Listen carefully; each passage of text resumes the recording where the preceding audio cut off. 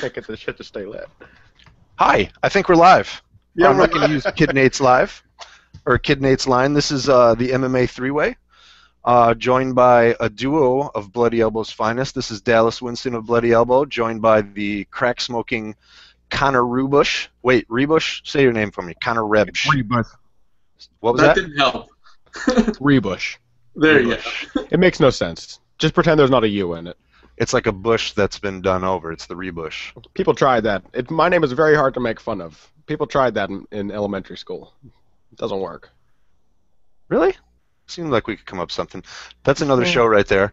We're also joined by another of Bloody Elbow's finest, but of course, Zane Simon. Yes, and unlike Connor here, I will say that I'm an expert in packing pipes. Yeah, I can't get this shit to stay lit. I'm sorry, people. I'm kind of embarrassed. We had a little pre-show prep talk about Connor and his pipe, and it's probably better and how we packed it. Yeah. But either way, at one point there's a topic we're going to attempt to get onto, and we're all going to discuss who in MMA today are the best representatives of an individual/traditional martial arts style. So that's going to be our topic today. It's weird. I suck at hosting the show, first of all. I'll put that right out there. We all love to go off topic. I prefer just when Nate runs the show and sits back and I give snarky bullshit answers to all of his questions. So bear with me on all that. But since I'm always inclined to go off topic anyways, I'm going to ease us in with just some random gibberish to start us off, because I always want to talk about movies and shit, and it sounds like you guys are fairly interested in that as well. First, I should have asked you this before we started, but did either of you guys watch Spartacus? No. Stars? Which Spartacus? Oh, the Stars series. The series. I heard it was really the Blood and Sand, that one. Yeah, the first one was fucking I phenomenal. watched 2 or 3 episodes of it and couldn't get myself over the bad acting hump. Which ones did you watch? Because there was some really poor. To me, the first season, the very first, I think there's 14 episodes. It was pretty fucking epic, and there's a lot of things that people won't be able to get over. It's a lot of gore and violence, but they do it more like Sin City, like comic book-esque. Yeah. So it's over glorified blood and violence. They actually take their own, like with the language. They use a lot of "fuck you," "fuck him." I ended up getting into it, and actually the acting and the plot twists back and forth in the first season were pretty damn good. I think my problem is that I just finished watching Rome when I tried to watch it, and as a bridge from one to the other, it was kind of like going from A Streetcar Named Desire to Roadhouse. I'm kind of more inclined on the Roadhouse, so I'm not sure how you mean that analogy. I'm a big Roadhouse fan. That's not a knock on Roadhouse, but the most recent serious show that I followed was The Wire, and I watched that pretty sure about 5 years after it ended. So I'm not a good one to talk to about relevant TV shows. Well, I don't watch. That's the only television show. I'm mostly a movie guy. But Zane, I did the opposite. After I was talking up Spartacus, someone suggested Rome to me, and I tried to watch the first one, and it was so different that I couldn't really get into it or whatever. Yeah, so maybe that's just it. Maybe now if I went back to Spartacus, Blood and Sand, I'd be all over it. I thought the first season, and then they did a prequel, Gods of the Arena. Those were really, really good. I thought the first season was phenomenal. But then after that, it really went downhill. The main guy ended up getting non-Hodgkin's lymphoma, which was a bummer. That role, he was like crafted for that role. I actually felt like after I heard that the guy died, I felt kind of like bad, like I had grown to sentimental moment. So another quick one before we launch into the face punching here. I'm always looking for like rare finds on Netflix, because now that Netflix, they revamped the whole streaming section, I've been watching a lot of that, and I stumbled on one the other day called In Her Skin. It's got Guy Pearce. I think he was actually there's a chick in there that had been in a couple other movies, but I loved it. There was a song that leads you in the intro by John Butler Trio, who I don't really like, but the song was excellent and really just kind of absorbed me into it. And then the movie ended up being, I wasn't sure where it was going to go, and it ended up to being trippy, partially disturbing and all that. I'm assuming neither of you guys have seen that, and if not, do you have any other like hidden gems on Netflix? I haven't seen it, no. And I mean, unfortunately, let's see, what most of what I've been watching on Netflix recently have been all like weird, campy sci-fi classics, like Journey to the Center of the Earth or uh, Fear of a Red Planet. Have you ever read which Journey to the Center is there only one original, like the 64, 65 Yeah, the version? 64, 65 one with James Mason. Yep. That's a good one. It is a good one. I was actually pretty impressed. But no, otherwise, what I was watching just last night, and unfortunately I haven't finished it yet, but was The Hit with John Hurt, and it was a 1984 British gangster movie about a gangster who rats out on his mob ties and goes to live in Spain, and then eventually gets 10 years later gets kidnapped by a couple of hitmen from the mob, and they start a road trip across Spain to eventually plan on killing him, and it ends up it goes from a sort of mobster movie to this weird sort of travel road trip movie. It's very kind of lots of long shots and flamenco music and things like that. Your audio got a little jarbly for a minute there, but I think you're back now. All right. Before we launch into it, I got to ask you, Zane, on your the picture on the wall in the background. Is that like Tin Man on acid? Everybody asks about that. No, it's actually I believe it's a native Alaskan figure, if I can remember correctly. It's a painting. It's by an artist who was at the time fairly well known and now lives in Germany, and I'm not sure how much he paints now, but he's done some stuff recently. Yeah, there's got to be some kind of meaning or metaphor behind everything going on there with the the encircling colors and the face half off, Yeah, I couldn't tell you that much about what it's the intent of the intent of the artist's rendering is. Well, if you're looking for some deep psychological correlations, my snap reaction on that is, the face is off center, so is someone struggling with their own identity, and therefore it's constricting. There, all the little kind of like bars around him. Now we are definitely in a strange and unsettling area. Zane, why don't we analyze this mysterious figure behind Dallas? Yes. I don't know. I find that he comes from a jungle-like planet full of large ape-like beings, and I feel like the belt across his chest really displays, the constricting nature of his warlike, tendencies. He seems to be half bound by man violence and half dog. I'd almost describe him as a Mog. Yes. Do you know the name of seriously Chewbacca's home planet? I'm the biggest fucking Star Wars geek ever, and I know it. I do actually, but I promise you I know it, and yet I can't bring it to mind right now. Yeah, that doesn't count. Zane? I don't know it offhand. Don't say it. Let me see if I can think of it by the end of the episode. I.e., let me sneaky Google it. Oh God! No, I'm not going to sneaky Google it. I just I just had a flash in my memory of it, but no, it's gone now. All right, let's jump into this real quick, though. Right. Real quick. All right, seriously.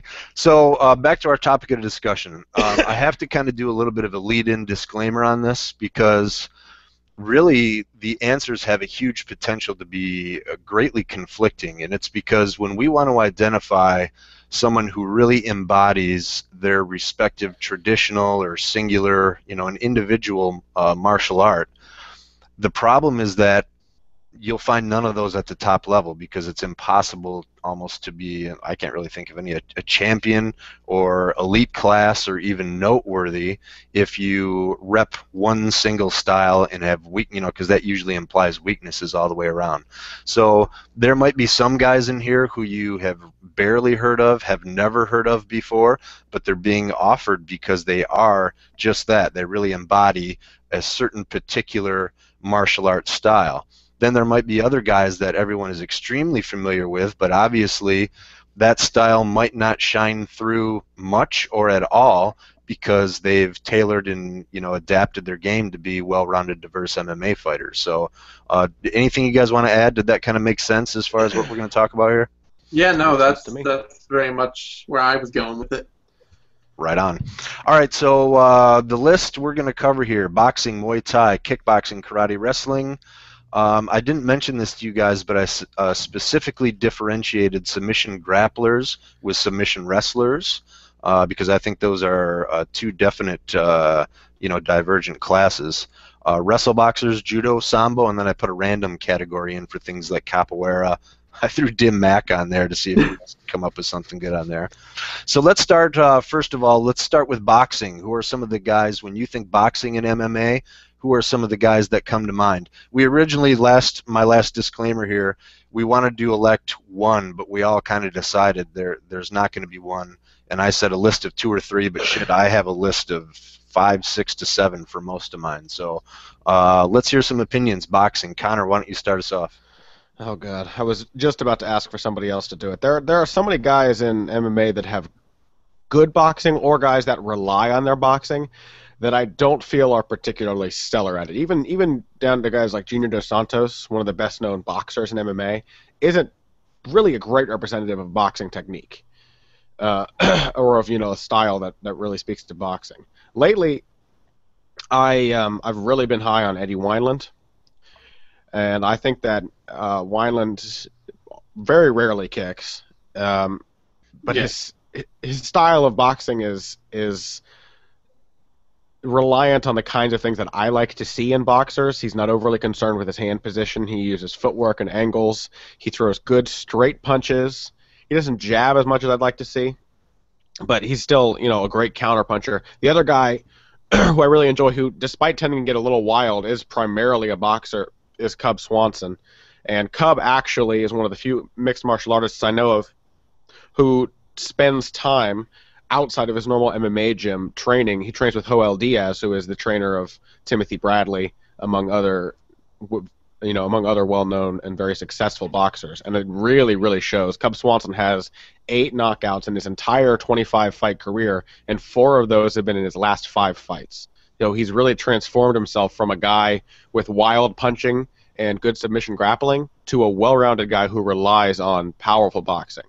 So I'm gonna vote Cub Swanson just because I love watching him fight so much, even though he does do a pretty wide variety of kicks as well. That's pretty interesting because really Cub could almost be mentioned in. That's why I think he's one of my favorite fighters, and I think that's why he's so unique. Is I have him as a notable in the capoeira and the random section because he'll throw martello kicks out of nowhere, and I don't think people realize how extensively technical this guy is in so many different martial arts. But what you gotta love about him is he employs all that knowledge like a fucking street fighter. That's why I love Cobb. That's what I love about him. A lot of my favorite boxers are guys who are really hard-nosed, and they may have like I think Juan Manuel Marquez. Somebody who is one of the best counterpunchers in the world, but is not afraid to just grit his teeth and throw bombs at you. And that's what I think of Cub Swanson. The guy's got all the technique he needs to back up, his strategizing and his game plans, the kind of stuff he's going to get at Jackson's. But he's also really not afraid to get into a war, and his technique helps him almost always come out the better in that kind of conflict. I got a name that I want to throw out there for this because. And it wasn't even something that really occurred to me until we were just talking about it now. But and it would definitely be on more of a scale of recent developments. But what do you think of Takeya Mizugaki lately? Good. The first thing I think about him is he's a perfect example of a guy who can brawl and be aggressive as hell.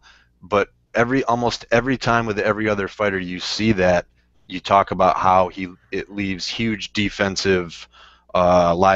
He has a ton of defensive liabilities because of that. And I think Mizugaki is a guy who's a swarmer, high-pressure guy, but he's not sloppy. He still uses good technique all the way.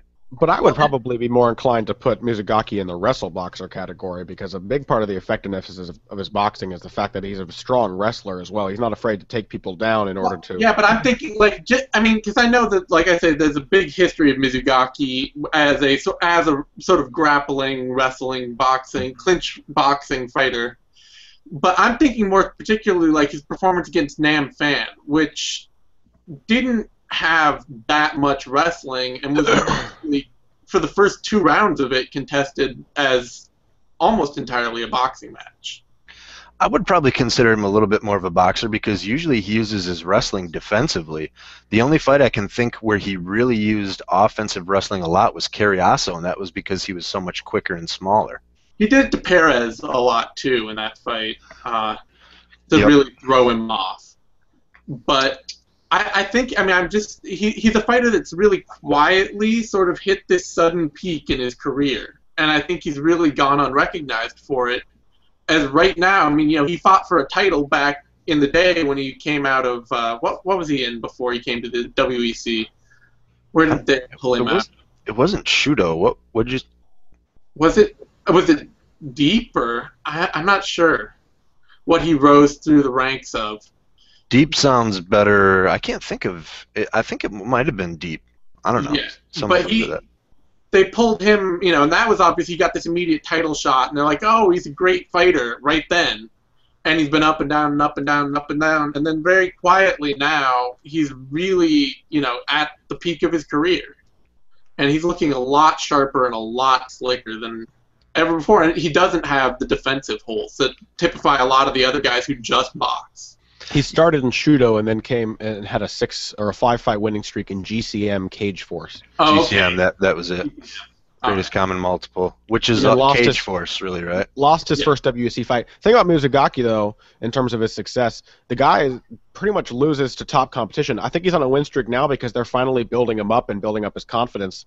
Because if you look at his record, lost to Miguel Torres when Torres was a beast. Yeah. Beat Jeff Curran, still a good win. Lost to Scott Jorgensen, and Jorgensen used to be better than he is now too. Yeah. Beat Ronnie Yaya, also a good win. Lost to Uriah Faber, beat Ruben Duran, lost to Brian Bowles, beat Cole Escovedo. He's beating all the decent guys that he should beat, and only losing to guys that it makes complete sense for him to lose to.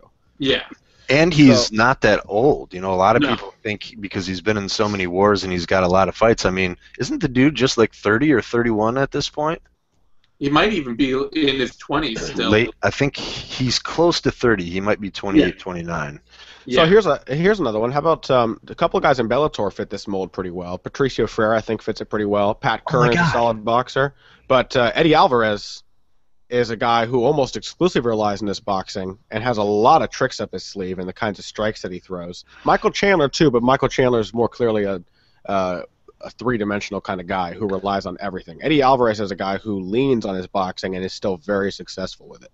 You know, I thought that was going to be, and for a lot of these, I did try to think of maybe a unique selection that wasn't like the first 2 or 3 on everyone's mind. So I put Pitbull in there as well, and I thought no one else would. I almost thought I would get clowned for that. No, he's a good boxer. His fight with Pat Curran, that was a solid fight between two very technical strikers. You know, that was a weird fight because that was one where Curran kept stepping into Pitbull's punching range and doing nothing. Yes, that's exactly what I did a breakdown when Curran was set to fight Shamalayev, who he absolutely clowned. But when he was getting ready to fight Shamalayev, I looked a lot at the last serious striker he'd fought, which was, of course, the fight before it was against Pitbull. He kept stepping in onto that lead hip as if he was looking for the left hook. Thankfully for him, Pitbull didn't seem confident enough to just go nuts and nail him with hooks himself because he was putting himself right in the path of Pitbull's punches and seemed maybe a little too confident in his high guard or something. But still, I mean, Pitbull couldn't capitalize either, so it was a fight where two guys made mistakes, but both still came off as very impressive boxers. I agree, although I think Pat Curran's one of my favorite fighters, but my thing with him is he's a three-dimensional guy. So kind of like Cub Swanson, although nothing real fancy, but he's a legit candidate in several categories here. But I thought that was a really curious performance and strategy by him against Pitbull. He would stand right in his wheelhouse and then start to like form up his combinations and see what he was going to do, which was odd. Yeah, definitely a weird performance. I mean, honestly, at the end of the day, I would really actually have to go with Wineland. You know, thinking about it just as like, if I'm really thinking of one representative, I would probably go with Wineland as the highest level guy who just basically boxes. That's all he does. And Wineland also is the guy he's so fun for people who enjoy analyzing technique to watch because he's the ultimate pleasure of a technician who gets knockouts all the time. He's a technician who finishes guys. He doesn't ride to decisions. He hits hard and he knows it, but he applies technique in order to accomplish that goal. I love watching him fight. And to me, what you described is kind of what I tried to, lead this into as far as these conflicting elements, because Wineland is a guy who bridges both. So he has that distinct boxing technique, but it's effective. And usually, as soon as you pull what's the effective part, that's when it starts to detract from not just technique in general, but specifically the technique of that singular individual martial art. And Wineland's a good one. I don't even have him on my list. Zane, do you got more before I rattle off my long? No, I mean, the other people I had would be like, I mean, I was really impressed with Macario his last time out, just as a developing fighter. He and, Edmilson Souza. Yeah. Both are guys that have just shown a propensity to box and have both put on really pretty solid performances so far in the UFC. And, I mean, Pearson's a bit more limited, but he's definitely a guy that I think of purely just based on his movement in effective boxing. Pearson's a good one, too, with his head movement and his counters. He's definitely... Pearson is an artist in the pocket. That's the way I look at him. He doesn't use any rangy strikes, and that's the other thing I was going to say about Mizugaki is he's almost strictly a phone booth fighter. Yeah.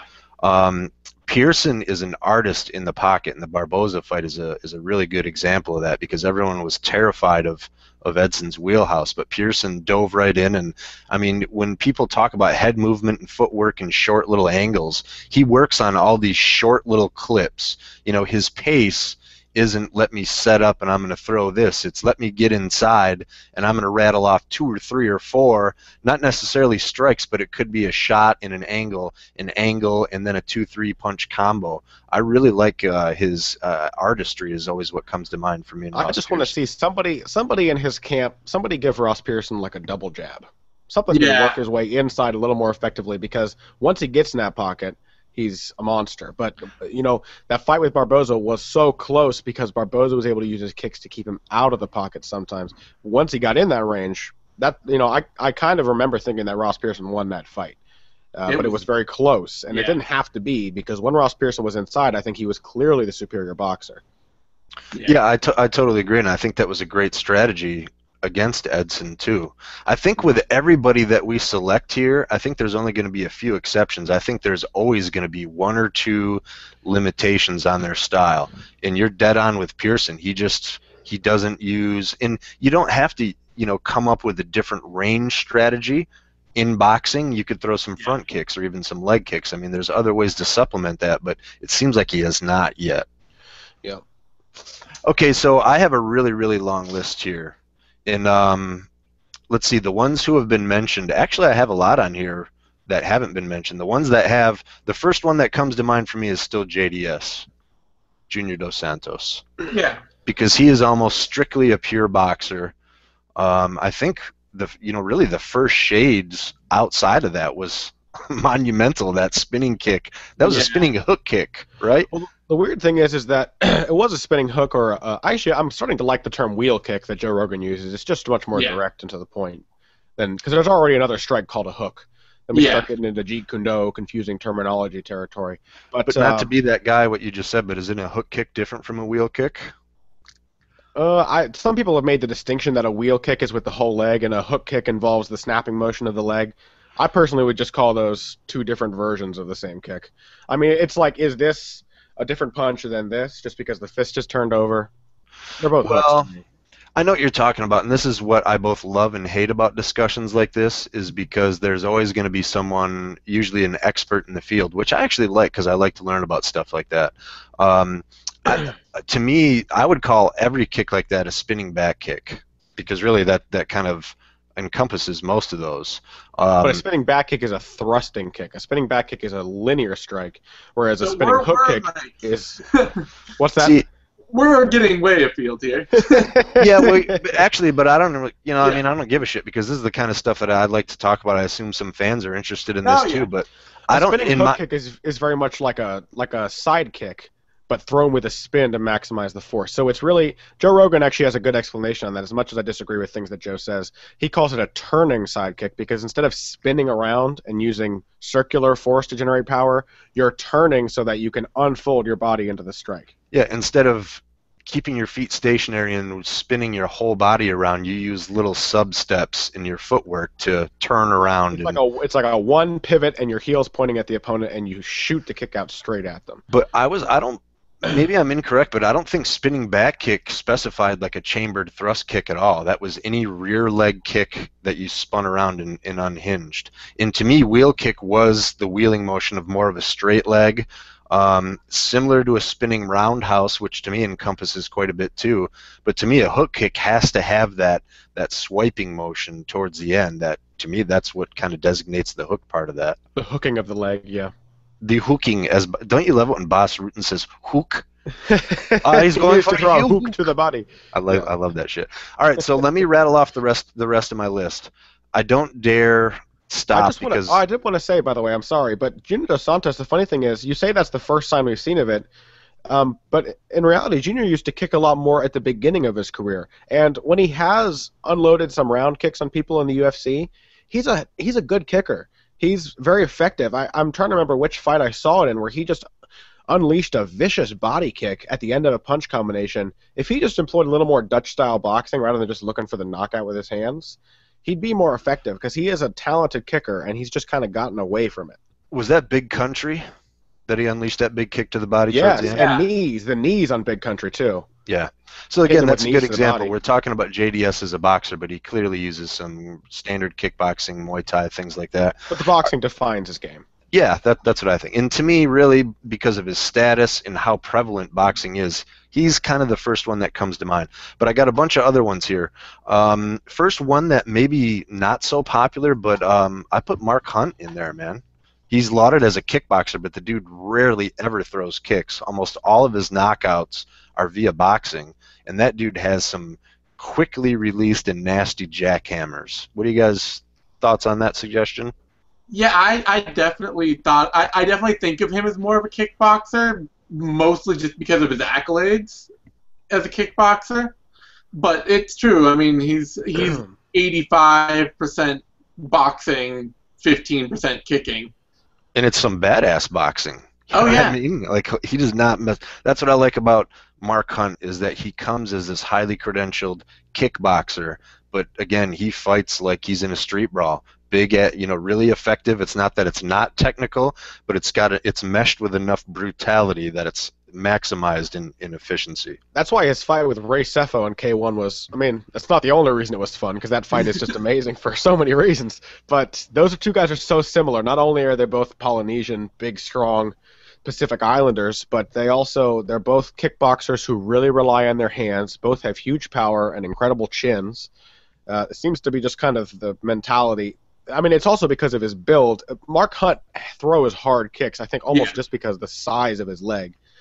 But the thing that really defines him, the thing that I like about Mark Hunt is what I've been saying for a long time, is that I think a lot of boxers, I think that you can build a more effective mixed martial artist a lot of times by taking a boxer and teaching him how to check kicks than you can by taking a kickboxer and turning him into a better boxer.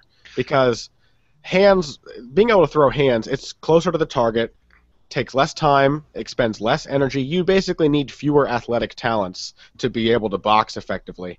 And you can keep your balance, harder to take down. You don't need stellar takedown defense.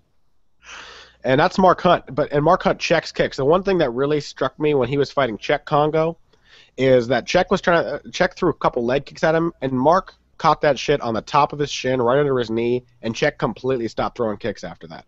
Yep. He hurt him by checking his kicks, and he did it so well, which is almost, I was surprised that Mark didn't do that against Bigfoot sooner before he was hurt. I think he just didn't expect Bigfoot to come with such a kick-heavy attack. And I would actually echo what you said, except almost in reverse. I think Mark needs to throw more leg kicks offensively to make up, because he doesn't have a range weapon, and he's always fighting guys that are rangier than him, and especially long, lanky guys Bigfoot's a perfect example. Congo is another one. Those guys have a pretty lead leg heavy stance, which to me is just primed to get crushed with one of those. Yeah, I mean, he throws hard leg kicks. He really does, and his body kicks. He used to throw a lot of left body kicks earlier in his day. He landed some good ones, and a lot of knees too. He needs to go. He used to throw when he would get somebody off balance, which he does really effectively because he's just bull strong. When he would throw somebody into the fence or into the ropes, he would jump into a left knee to the body. I would love to see him do more of that. He did that to Crow Cop in their MMA fight. Well, variety is really like the spice of the heavyweight division. If you have any variety at all as a heavyweight, you are immediately a 5 times better heavyweight because most guys in the division do not have variety. They don't come with a lot of tools. That's always been that's also why the heavyweight division has historically been the thinnest too, because just finding big, huge dudes that can be competitive by any means, one-dimensional or not, is pretty rough. And then, the rare few that are dynamic and have a couple different weapons, that's why they surpass everybody else. So that's always been a real small talent pool. Let me rattle off the rest of this list here. I could not make this list without putting one of the the Diaz brothers on here for boxing. And I have to qualify that as saying there's so many basic boxing fundamental things they do terribly. Footwork, even their stance and some of their defense is really not even just average. I would say pretty poor. But in their attack, they're undeniably boxers. Yeah, and on top of that, it's such a unique. I don't know if I've ever seen boxing like that, and it's not just the volume thing.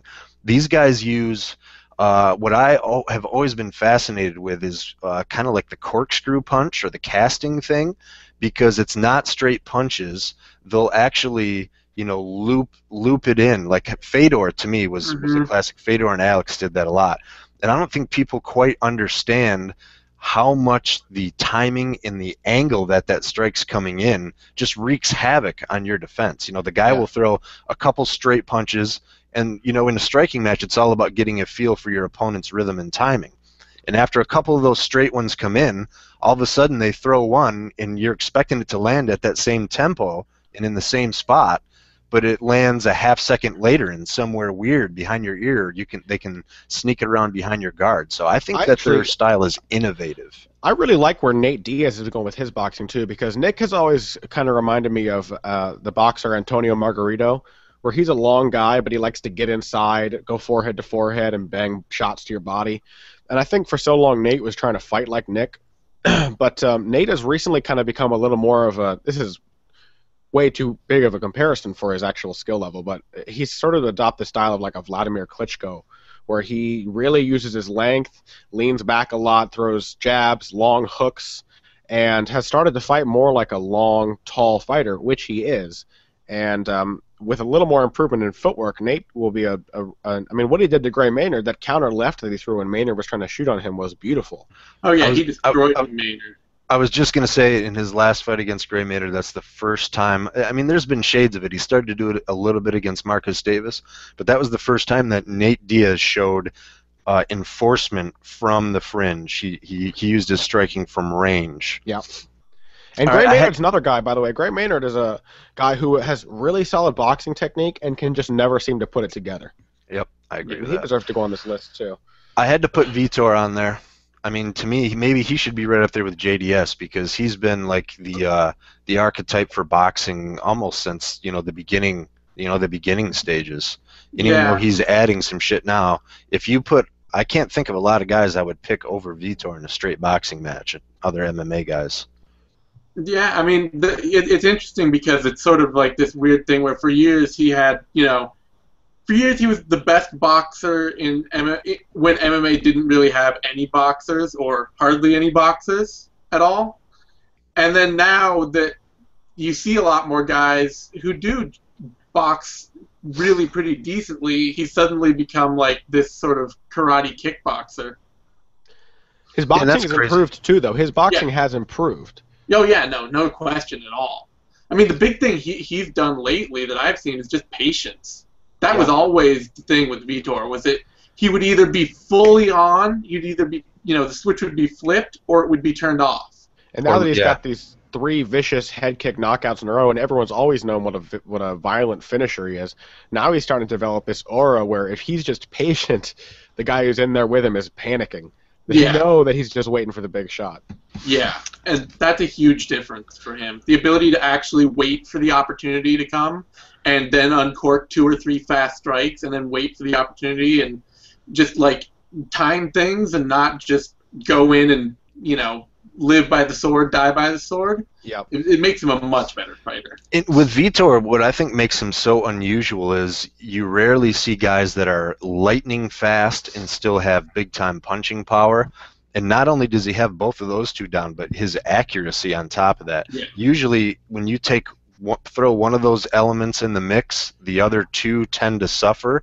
And, man, I mean, he's on point and strong with all 3 of those: quickness, power, and accuracy. The thing is that Vitor is not a big kicker. He doesn't kick a lot. He is exactly the perfect example of what it means when a boxer can kick well. Yeah. Because people get so caught up in his powerful hands and the quick combinations that he throws that the kick catches them entirely off guard. Luke Rockhold got caught with that kick because he was expecting the same right hook that Vitor had been throwing all fight. Tried to block it and only realized Vitor was spinning a second too late and caught the heel to the jaw. And to me, it's a range thing because before, like, people were afraid to just get in Vitor's wheelhouse. You know, that was the danger zone. And then, especially with the kick from Rockhold, that was a little more distance. That was a little far beyond his, you know, his usual close range perimeter of violence. So I like that.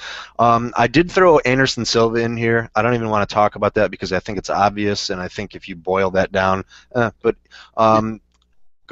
ahead. No, I was agreeing.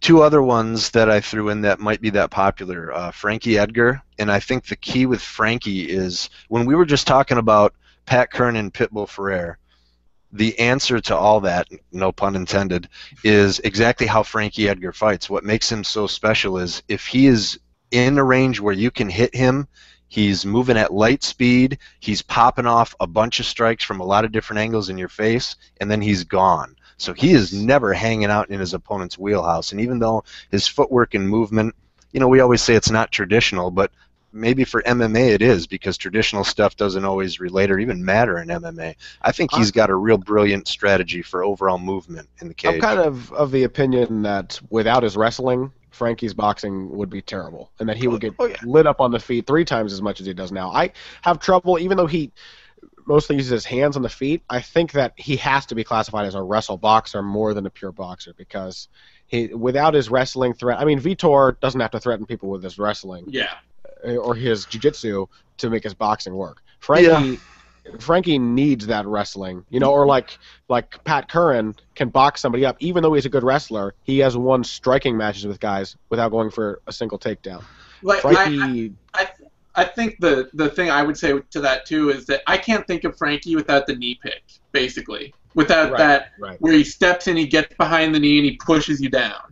And it's essential to it's that mix-up with that right hand he likes to throw stepping off to an angle and the knee pick. It's essential to his whole effectiveness.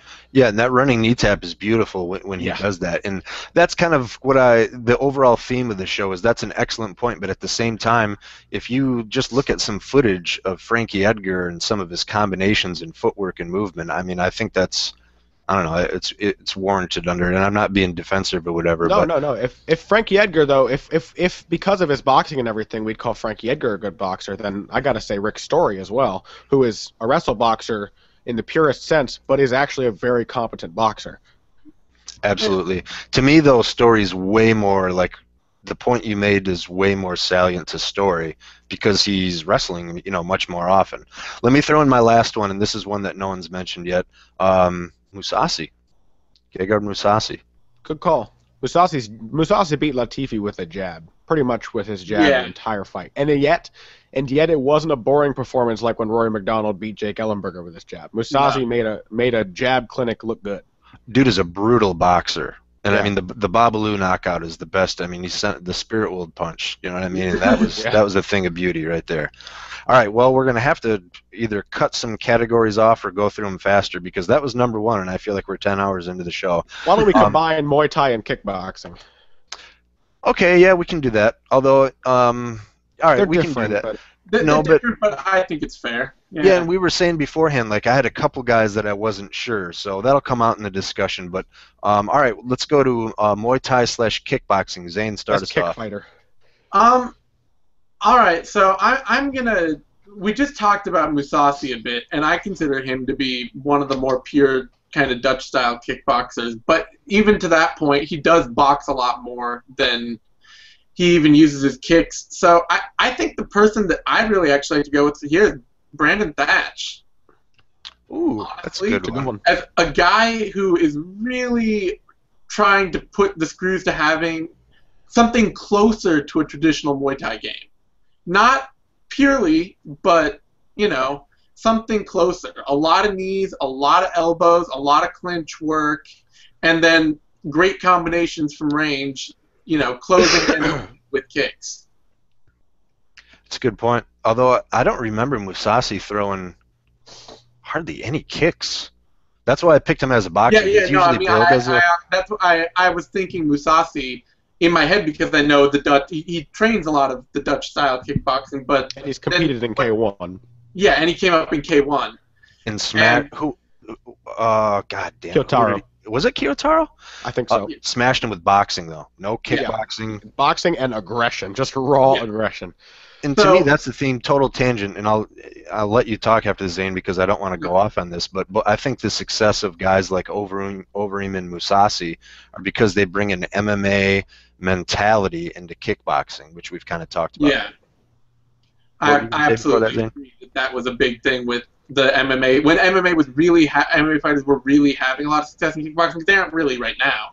There aren't a lot of MMA guys going out and running through kickboxing tournaments anymore. But when they were, it had a lot to do with just this raw toughness and aggression style that they had that was just not, I'm not going to say, kickboxers aren't tough and aggressive, but it was just it was different. It was a different way of fighting. The emphasis on technique and finesse is much more in kickboxing. I think the MMA fighters, their ratio is different. So because there's brutal ass kickboxers too, but I think their ratio is more 80% finesse technique, 20% raw brutality. And I think the MMA guys switch that. It's reciprocal. It's 80% brutality. Perfect example of that is when Andre Dida almost knocked out Buakaw Porpramuk. Buakaw Banchamek now, he was Port Pramuk at the time. But he was just throwing wild overhand rights. Classic MMA striking. He's not a good kickboxer. And he knocked Buakaw down twice in the first round, and Buakaw kept taking shots. And in fact, it had to go to an extension round for Buakaw to win the decision. After that, it was just a clinch clinic. Yeah. But yeah, that kind of aggression, especially for a Thai fighter like Buakaw, who starts slow, but it was actually the guy that Musasi knocked out was Musashi, but he also knocked down Kyotaro and took him to a decision. Those are the two big-name kickboxers that he's beaten. But Kyotaro won, right? No, point. He beat Kyotaro. Did he? So there was someone else in that right along that time frame. It was Kawajiri. Kawajiri came over and fought someone that wasn't a big, wasn't real super reputable. I know what you're talking about. Yes. He smashed him. Yeah. Yeah. Thing of beauty. I don't even know where we're at. Who do we start with? We're talking kickboxers and Muay Thai, and I want to talk about my feeling with Brandon Thatch. Honestly, if I'm really looking at somebody who's a pure representative of kickboxing and Muay Thai right now, I haven't seen anything else out of him in his career. That's legit. He hadn't even crossed my mind for this either. He did out-grapple Mike Rhodes. What? What was that? He out-grappled Mike Rhodes. I thought you just said my grandpa's Mike Rhodes. I felt that he really did more that was more like in the plum in that fight, but maybe not. I mean, he choked him out. Yeah, that's true. He did choke. Yeah, I forgot that he choked him out. He did beat him up on the feet first, but yeah. He did the Carlos Condit Cowboy Cerrone approach. He had kicked his ass and then choked him out. Well, yeah, and that just brought something up. I didn't even. I should have put this as a selection in. It's Fei Zhao, and what made me think of that is the way he countered King Mo's wrestling with the Thai clinch. That was like a technique workshop right there. Yeah. I mean, that was a thing of beauty. So I would probably put Fei Zhao. I didn't have him on my list. Zane, you got more? Or are we moving to Connor? I mean, obviously there are more. Another guy I would like to talk about too that I've seen a lot from, and he doesn't have the big thing here is he doesn't have power just because he doesn't keep his feet under him enough when he strikes, but is Elias Silverio. I was really impressed by Silverio. I completely overlooked him when I was making predictions for that fight against Valley Flag.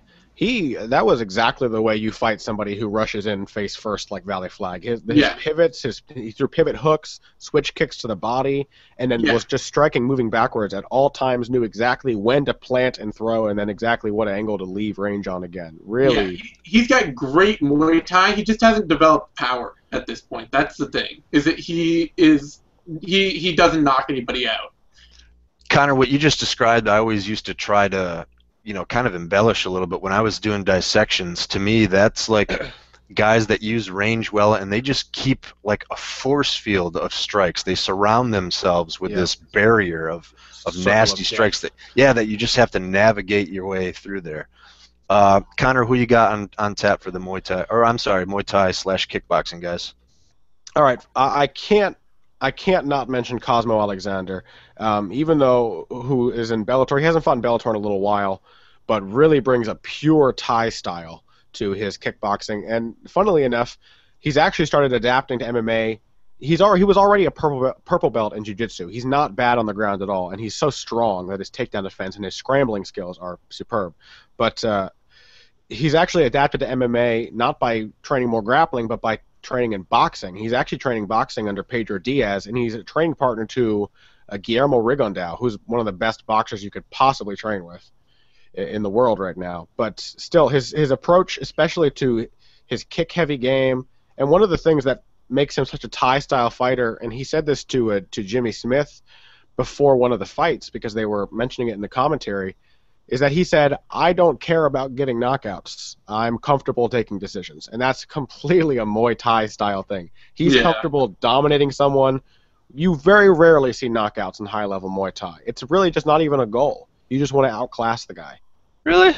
I feel like we see a lot of brutal elbow knockouts. You'll see those in kickboxing when Muay Thai guys fight Westerners, and you'll see those in mid to lower level Muay Thai, but typically when it comes to the highest level technicians, guys who are really fighting other big names, they don't really try to knock each other out. It's kind of like this finesse style that Thai fighters have, and Cosmo's like that. The thing is, too, is that MMA fighters, the ones that Cosmo's fought, can't take the same kind of punishment that Muay Thai fighters take. So when he lands a knee to the body of an MMA fighter, mixed martial artists are kind of notoriously soft to the body or unprepared to brace for body shots.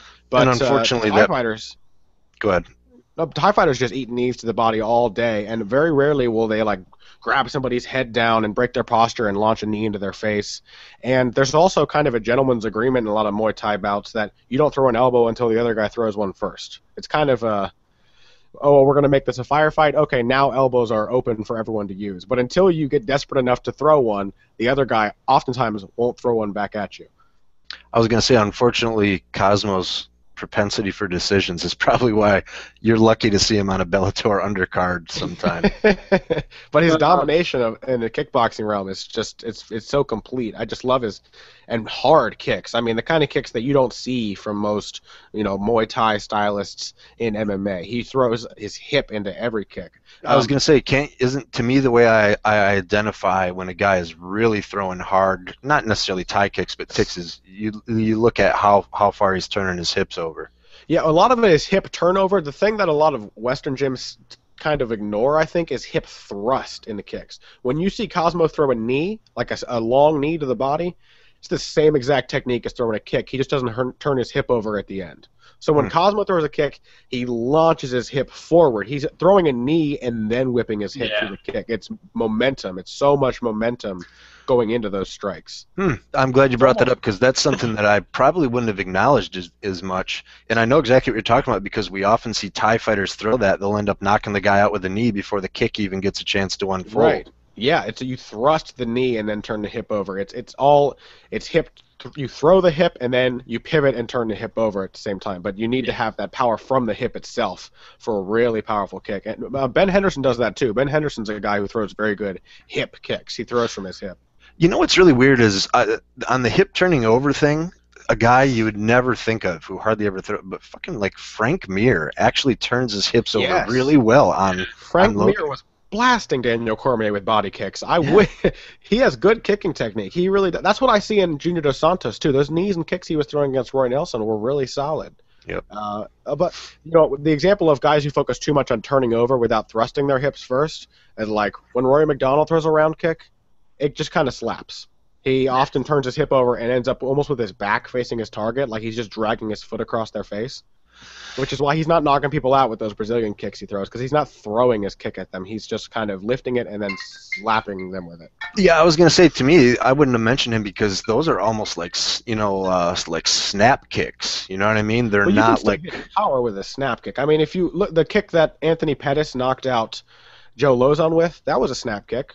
The Pettis brothers throw chambered kicks every time, but those are like Kyokushin style, like the kick that Krylov just used to knock out Walt Harris. That was a snap kick, but it was a hard snap kick. It was hip, and it included the power of the chamber, too. I'd have to rewatch that Pettis knockout, but what else you got? Anything else? Two other guys. I can't not mention Jose Aldo. I don't even know if that really bears that much discussion, because the dude just has almost perfect technique, one of the more Thai-styled Brazilian Muay Thai fighters you'll see. And then I want to mention a fighter from World Series of Fighting. I want to mention Marlon Moraes, who is a very solid kind of a Dutch-style kickboxer. Good punch combinations, excellent leg kicks, mixes up his high kicks. His knockout of Tyson Nam? Yeah. He knocked him out with a head kick. Was nasty and beautifully set up. Beautifully set up. He knows how to work the body and make it hurt so that then he's landing headshots and knocking fools out.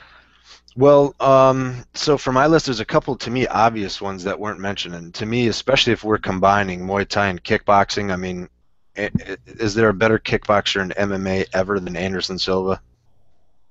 Yeah. Yeah, there is? No, I'm saying I agree, but it's like, for any of the striking stuff, it's sort of like, well, there's Anderson Silva. And, all right. But still, so then I'm glad I mentioned him then. I mean, I'd hate to not mention him and just tell everyone that complained about it that it was supposed to be implied. So he definitely deserves a shout there. By the way, since Anderson probably gets credit in the Thai category for his clinch work, we should also mention Matt Brown, who isn't the cleanest striker, but Matt Brown has one of the best Muay Thai style clinches in MMA. His throws, his dumps, his knees, his elbows, his short punches. He's got everything going on in that clinch. He's starting to get there, but to me, his clinch doesn't scream Muay Thai to me. Elements of it do, but it's more like just that Matt Hume. Does that make sense? You know what I mean? I see a lot of Thai style in his clinch. I really do. I'm thinking back to his fight with. Let me cumbersomely look it up on Wikipedia now. He knocked out what's the Brazilian guy that he fought? That's not very helpful in MMA. It's very specific. Yeah, that's very. Yeah. I might need to whittle that one down a little bit. Who's that Brazilian guy? Well, while you're looking that up, one thing I love that Matt Brown does, and his Thai game is vicious. And he's another guy that's a long-rangey guy, but he both wants to and does most of his damage at phone booth range. Right. I like some of the creative elbows he's throwing, and I don't even know if there's a technique for it, but when he's got that Thai clinch. Slapping elbow. Yeah, he'll just and he'll even do it from the side right here. And what he's basically looking to do is, it doesn't have to be a particular technique, come in a certain arc. He's slashing at every possible angle with his elbows to open up cuts and do damage. It was Luis Ramos, and when he beat the tar out of Ramos, he had to clinch on him before the finish and hit him with a knee. Couple short punches. Ramos then tried to defend the knee, so instead of kneeing him, he pivoted out to the side and swept him. He did a kind of a foot block and tossed him to the ground. As Ramos stood, he hit him with another knee, clinched him, and beat him up with punches when the range started to change. He's got a really dynamic attack, which is, I think, the thing that most MMA fighters don't get, because they just want to grab the double collar tie and throw knees. And Matt Brown has an answer for almost every tie clinch position there is. That elbow, by the way, on the interview I did with him on my podcast, he said he learned that from Dorian Price, who was on The Ultimate Fighter. Yeah. And Dorian now fights Muay Thai purely in Thailand. It's also a favorite of, if you want to see somebody else use that elbow strike, that slapping elbow, which is what he calls it, Kem Sitsong Pinong is, Thai names are impossible. Sitsongpinong. P-E-E-N-O-N-G. Kim Sitsong Pinong throws beautiful elbows in the clinch, and he has gotten a few knockouts with that particular slapping elbow strike where he really throws his hip into it, and it carries a lot more power than it looks like it should. Yeah. One quick comment on Brown, and I got to crank because I got a long list for both Thai and kickboxing, but I think what you were describing, Connor, is that he's really infused a lot of judo technique in his clinch too, because he'll hit ashibare, diashibare, like these little foot sweeps when people are, right when he's set the tone that I'm going to get in your face and maul you and I'm not going to drop levels for a traditional single or double or high crotch or whatever, he'll use his clinch holder as underhooks and hit a foot sweep. I think he did that against John Howard, who's a big boy, not easy to take down. But to me, I think of that as Muay Thai, because those kind of sweeps are very common in Muay Thai. In a traditional Thai clinch, I mean, throwing somebody is a big aspect, and Matt does what you're supposed to do with that, where, in MMA, they don't score you just for showing good balance like they do in Muay Thai rules, but he uses those disrupting moments as opportunities for his strikes. So once he trips you down, he's going to catch you as you stand up, or he's going to kick you in the body as you fall. I think of that as Muay Thai. That'd be a phenomenal question to ask him. Because to me, even though I understand there's crossover with everything and in Muay Thai as well, to me that was a judo adaptation fused with a Muay Thai clinch attack. I will say that I've done a seminar with Dorian Price where he learned a lot of these tricks from, and there was a lot of focus on foot blocks and sweeps from the clinch. Interesting. Okay, let me get through some of this because I have quite a few. I have to throw out some like old school traditional names here. For Muay Thai, you have to give credit to the old school shootbox squad of killers, even though it's really not the greatest embodiment of traditional Muay Thai. But the fact that, to me, like we were saying before, yeah, they had a Muay Thai style, but that was 80% brutality and headhunting. But so that's Ninja back in that day. Shogun was just coming up. Obviously, Wandi. Silva was around then, but not a big name. But another guy who used to be like one of my favorite under-the-radar fighters was Luis Azeredo, who had that big brawl with Gomi in, I don't know if it was the finals, actually, but in the legendary Bushido lightweight Grand Prix. Beauty. Okay, another one. And to me, this might be what I feel is kind of like the best of both worlds for a good Muay Thai advocate, old school Bang Ludwig. And I mean old school, like kicking the piss out of Shad Smith, who was wearing a pair of Vans in the King of the Cage ring. That was like some serious Muay Thai. And it was still deadly and devastating, but to me, like it just, just Muay Thai was just exuding that back in the day. It was quick, precise, knees. He would close his combinations with low kicks. It was a thing of beauty back then. Any comments on that? Because Bang's my dog. No, I think Ludwig, unfortunately, there's this sort of thing where, now obviously he's a really well-regarded coach, maybe even to the point of being overrated. Not that I don't think he's done some amazing things. I'm fully on his train, but he's starting to get this sort of like, automatic like aura status. Yeah, but he's also still by many a criminally underrated fighter as to what he did not only in MMA but in kickboxing. Just like people just look at like base numbers. Did he win like a World Grand Prix or did he beat X, Y, or Z guy? And it really glosses over just how good of a fighter he was at his peak. Yep, I totally agree. And I won't say the name, but I remember reading a detailed like fight breakdown of one of his fights, and it was Bang Ludwig is not necessarily great at any one thing in particular. And I was like, bro, like multiple times. Really good at one thing. He's actually really damn good at pretty much one thing. Yeah. Okay, so I had to ask, and I realized that that's kind of an old school thing. So I'm going to have to do this pretty quick. But as far as current fighters, the three guys, and this is more of a kind of a Muay Thai category, even though we're talking all around kickboxing. Carlos Condit, Donald Cerrone, and Edson Barboza came to mind for me. No, yeah. I think Cowboy, I kind of think of, like, he's definitely a great kickboxer, really fantastic solid, but he's also a really great grappler. That's the thing that kind of throws me for him is that he doesn't have like the transitional wrestling in between, but he's got these two places that he's a really complete fighter in.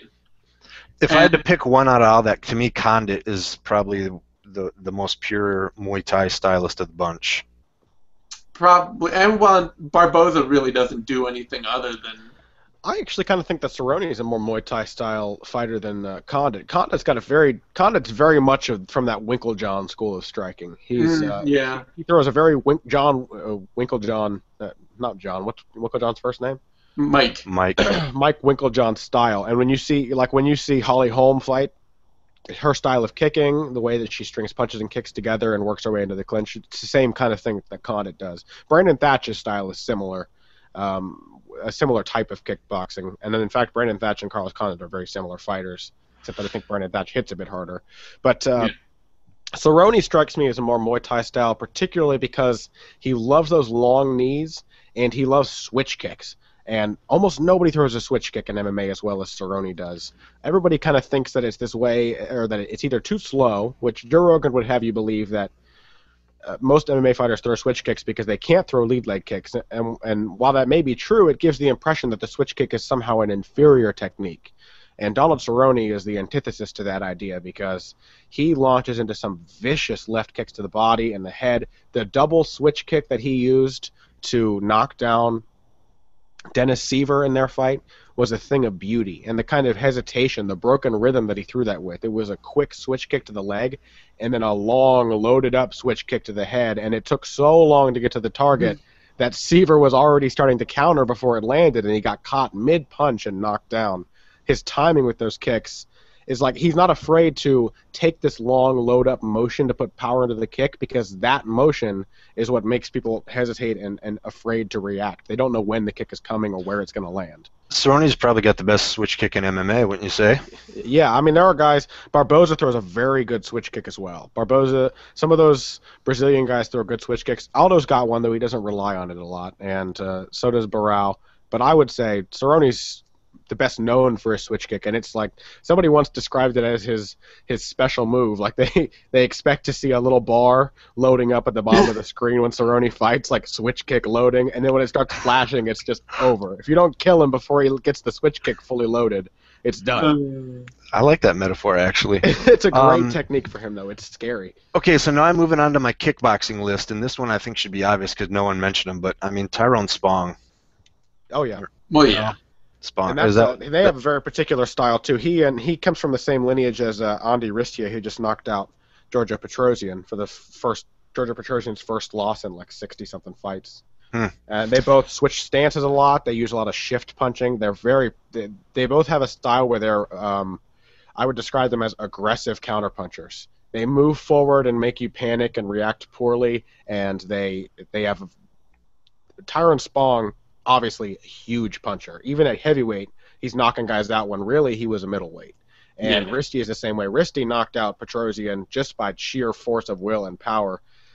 He can just walk through your punches, and if he can land one, he knows it can hurt you. That's Lucien Carbon was their trainer. Risty has now got a different trainer, but Lucien Carbon, who runs Carbon's Fight Factory, the other big gym besides Mike's gym in the Netherlands. It's a very particular style of kickboxing that he teaches. All right, so I have really two more, but this first one is kind of split because I think Overeem's kind of a shoe-in here, again, mostly because of his credentials. But, man, Travis Brown has to start to get some recognition. When he kicked Josh Barnett's ass, that was some of the most brilliant counter-fighting I've ever seen. I need to go back and rewatch that, but I want to say there were like 3 or 4 devastating moments in that fight, and each one was triggered off Brown countering with strikes off Barnett coming in. The knee that he caught Josh Barnett with as Barnett was shooting for a takedown, the way he hopped back and created just enough distance for that knee was beautifully done. And it was reactionary. That's the kind of thing you like plan out beforehand in time. And the fact that he, in a split second when Josh was coming in, did that, compensated for the distance. Travis Brown is a talented fucking kickboxer, man. This kid is for real. I feel like he's still not really getting his due. Maybe that's me. Well, I think part of that is because he's obviously such an athletic step above 95% of the fighters at heavyweight that it's easy to see his athletic advantages, and then harder to see the technique that he uses to employ those. And I totally agree. His athleticism is probably his biggest and best strength, mostly because of his peers. I mean, he's on a different level than And his everyone size. else. He's tall. Yeah. He's a big dude with long limbs. To me, that's what makes his athleticism even more amazing. We've seen a lot of long, tall, lanky guys, but I mean, even the little guys don't always move with as much agility and dexterity as Brownie. So, Brown also has that Winklejohn style of kickboxing. His technique strikes me as being very similar to Carlos Condit or to Holly Holmes. His style of kicking, and it's like this thing where it almost always kind of looks awkward, but he's effective because of his dynamism. He mixes things up so well that the guy like Travis Brown, who can throw flying knees and Superman punches and switch kicks and knees to the body, that kind of variation of attack is what makes him so dangerous. Actually, Brown's got an excellent switch kick too. Yeah. The last guy I threw in here is Lorenz Larkin. I don't know how I feel like about him as a purist of anything. Like, I sort of think of him like kind of like Anthony Pettis, where I think of him as amazingly. I mean, I think of Anthony Pettis as an amazingly talented striker. But if I then tried to nail down what like tools he employs that makes him so talented, I would have more trouble. That's why I felt totally comfortable throwing him in under kickboxing, because he's thrown capoeira kicks. That dude has thrown like a jumping snap kick right in place, like just standing there, and he'll levitate and chamber up a flying jumping set, which is badass. His boxing is really excellent too. I almost thought about putting him up there for boxing, because in the few shades where he's used no kicks whatsoever and he's just reeled off combinations with his hands, it's deadly. I think he's worth a mention just because of his really unique conglomeration of styles. I know he hasn't really hit it status-wise, but I think he's an innovator. Trigger, I think. He struggles to pull the trigger. In fact, at that point, I would then say, I mean, I listed him under kickboxing. It would be Brad Tavares, who's got a lot, who has upped his aggression and has a very solid fundamental base of just hooks, straight punches, solid leg kicks, and opening and closing combinations with his kicks. It's just his work rate that needed to be improved, and that has been, and it's made him a much better kickboxer. Tavares is a good one. I've been on his bandwagon forever. That is a guy that he's just flying under the radar. He had that one shitty loss that I don't even think he should have lost to Aaron Simpson, who just humped him up against the fence the whole time. I think I would have called him a wrestle boxer, but in his last 2 or 3 fights, he's starting to use kicks a lot Well, he trains under Ray Sefo, and he's obviously trying to emulate Ray Sefo. I mean, that's the direction he's trying to go in, is to be a very Sefo-like fighter. All right, so I think we got no, we don't really have the big ones out of the way. We're not going to be able to do everything. What ones should we cover next for the big ones? I mean, wrestling, I think, should be one. Yeah. Why don't we do wrestling, and let's try to we're not going to have time, I don't think, for all of the kind of MMA-specific styles, but since the idea is for traditional martial arts and stuff, why don't we try wrestling, and if we have time, get to karate. Yeah, okay, let's do that. So for wrestling, I have a little list here, but to me there's one. This is one of the few ones that I feel like there's one single standout, and it's Ben Askren. Yeah. That's obviously the wrestler in MMA who just wrestles. Yep. And it's beautiful wrestling, and it's risky, and it's creative. I mean, people just, I think, whoa, almost lost the old laptop there. I think people don't quite realize how balls out and creative his wrestling style is. And I do kind of like, he has supplemented that a little bit with, I think wrestling-based fighters can go 2 ways. Most of them start to work on their stand-up, so then they're good in the opposite aspect. Mm-hmm. Askren, I don't know if he's been working on his stand-up, and I'm not going to say it hasn't shown. He just hasn't needed it. And I like that he's worked on some Brazilian Jiu-Jitsu tech, which is a really nice complement to his ability to get dominant positions. So that's all I got for wrestling, really. I mean, his fight against, well, and everybody uses this as a knock against him, but whatever. And his fight against Jay Huron showed that his striking, I don't ever think he's going to be a striker, quite frankly. I just don't think he has the natural knack for it. But I don't think he needs to ever be a striker either. I don't think that ever matters in any reasonable sense. But yeah, the other guy that I would throw out there really for the UFC is Phil Davis, who has shown some signs that he's working on his kickboxing, but to this point really is still fundamentally a wrestler who's adapted some really good, strong grappling from top position. And his kickboxing doesn't, I mean, it emphasizes that he is still a wrestler and not a wrestler with good stand-up, because they really don't integrate that well. He's either striking or wrestling. And it's ugly. You know, those kicks are slow motion, telegraph. But hey, I mean, underwater kicks. It was like that. And even though I hated it, the fact that he was able to stand with Machida and fare as well as he did, he deserves a lot of credit for that. For whatever it's worth, the auxiliaries on my list were Phil Davis, Weidman, and Mendez. He made Machida come forward. I think that's why he made Machida look off his game. Yeah. I think Machida was going after him more. Don't even open this can of worms. He's not that good at that. That's not Machida's specialty. It's No. how Bradley beat Marquez in boxing. He made the better counterpuncher come at him. So who's left for wrestling? Connor? You? I'm going to go ahead and say, even though he typically uses it defensively, I think Daniel Cormier, clearly one of the best wrestlers in MMA. Because he's always been, I think even in his wrestling career, he was a defensive wrestler. He was good at stopping takedowns and then going around and pinning people. There's a term for that. I'm sure Coach Michael, if he sees this, will correct me. Yell at you for it. Right, but when he does go to his wrestling, for example, the high crotch lift that he used on Josh Barnett, he lifted a 258-pound man like a baby and just slammed it on his back and landed on top of him in side control. And it was not strength. It was he got his hips perfectly under Josh Barnett's and lifted him with ease. Leverage. The technique behind his wrestling, the kind of leverage he shows. And then another heavyweight, same camp. You got to say Cain Velasquez. Yeah, of course. It's definitely a wrestle. I was going to say, I think all of us would have had him as a wrestle boxer, like the wrestle boxer. He's definitely an excellent wrestle boxer, but his wrestling technique, particularly, he's one of the only guys I can think of who excels at finishing single leg takedowns. Yeah. That is his technique. And the number of tricks that he has to finish single legs, basically, if he gets a hold of your leg, unless you're a stellar athlete or another, unless you're the heavyweight version of Jose Aldo, you're not going to be able to stand up once he gets your leg. Yeah.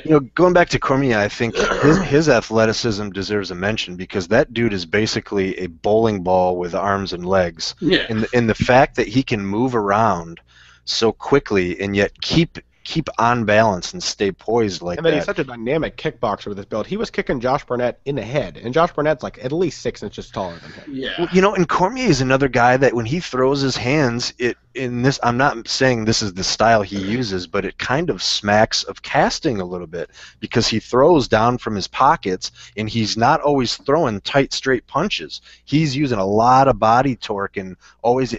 Sometimes, even though they're hooks, I call a lot of fighters that throw stuff like that bent arm punches, because they're not always hooks, but it's a guy that never throws straight and long and tight ones. And Cormier seems like that. He throws a ton of bent arm punches. That kind of looping punch style is like that's why everyone called him Black Fedor when he first started to make his name, or slightly more offensively, I didn't know Fedor that, Emilio actually. Negro. Oh, I didn't hear. But honestly, I'm kind of refreshed to hear that, because I thought the same thing. Like, the dude is kind of throwing his hands. Yeah, and I'd like to see him play that more. I thought he did a good job against Roy Nelson, but I'd like to see him like throw that wide right hand as a way to get a hook on somebody to take him down. I'd love to see him incorporate some more running knee taps, or throw the right hand as a way to get into the body lock or the high C where he can take somebody to the ground. I'd love to see a little more blending.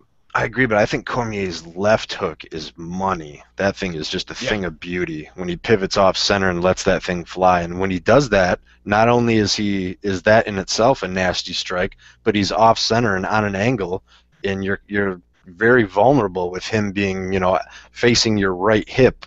And on top of that, go on, sorry. I was going to say, on top of that, you're dodging this meat hook of a left hand, and you got to worry about him coming and throwing more. Someone needs to teach him how to close his fist properly, though.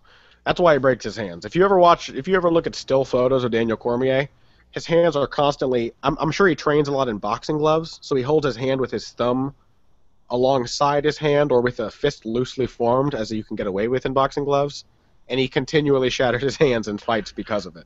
All right, weird perspective here. So to me, I've always likened the broken hands, because to me, when I started boxing, one of the things that was hard to grasp is that you're supposed to be all loose and fluid up until kind of the point of contact. So I was more like stiff and and trying to be strong here where you're supposed to be really light and kind of noodly up until shortly before you're going to connect with the punch. And to me, fighters, I think that's a good thing. But if you misjudge, if your fighter, if the opponent, moves his head in and that contact happens a couple milliseconds before you intend, that to me seems like a prime spot for a broken hand. I do it with my right hand all the time. I'll try to throw a nice loose right hand, and I don't clench my fist soon enough. And thank God I'm wearing boxing gloves, or thank God I've got I tend to have my wrist in a good position.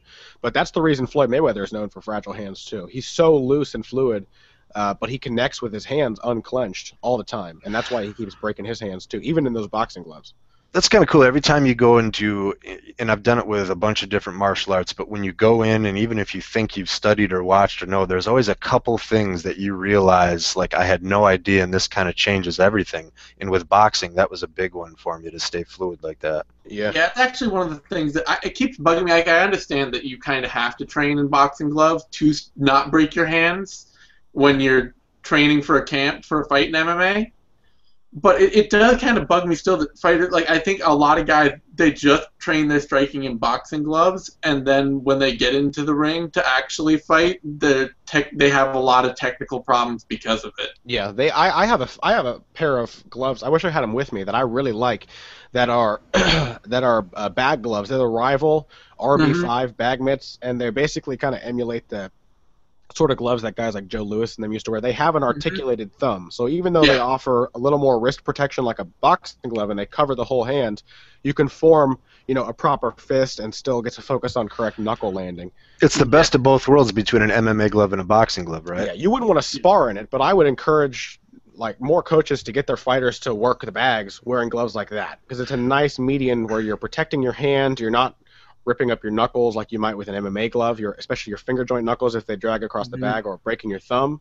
But you're still able to form the kind of fist that you can make in an MMA glove, where you're landing with these two knuckles. You've got your wrist in the right position. With a boxing glove, I mean, you tend to do this. You tend to be block-fisted and not fold your thumb. Yeah. It builds bad habits. And for defensive purposes, Connor, because you don't have those big pillows, so you can't rely on it. And there's a lot of techniques that, and I'm actually okay. That's why I like that you brought up, because I was going to say I'm okay with guys training in boxing gloves. I would have been hesitant. A compromise like that would have been good. But my reason for what I'm about to say is because I think if there's a risk of anything of overtraining. I think injuries, and I think it's a little too hardcore. And there's certain things you flat out cannot train with people. Heel hooks, elbows. There's just things that these are your sparring partners. This is what you got to do every single day, and you're not going to mash up, meat cleaver their face with elbows or whatever. So, let's move on to the next one. What did you want to tackle next? There's Karate. one. You want? Yeah. I think we should go to BJJ. Quite frankly, I mean, cover the big beat. Okay, I was going to say there's two that I really so let's fuck it. Let's just try to run through this list. Let's go. The two that I wanted to make sure we covered. I wanted to specifically differentiate submission grapplers with submission wrestlers. So let's cover those right now. Start us off, Zane, on submission grapplers or BJJ. So submission grapplers. Obviously, there's Maya and Shields are like the two guys you think of. I mean, and both have worked on their boxing and have developed functional stand-up, but they're still guys who are mostly looking to grapple. And I mean, Shields might be more of a submission wrestler, even you could say. But so I just kind of want to push that, because it's obvious. The guys, there are a couple of guys that I really, I'm interested in seeing more of in the UFC, which are Jan Cabral and Antonio Braga Neto. Those are the two guys I think of as guys, and the other third one I want to throw out there, just to throw out a few names we can talk about him, is Sergio Moraes. Yeah, he's a good one too.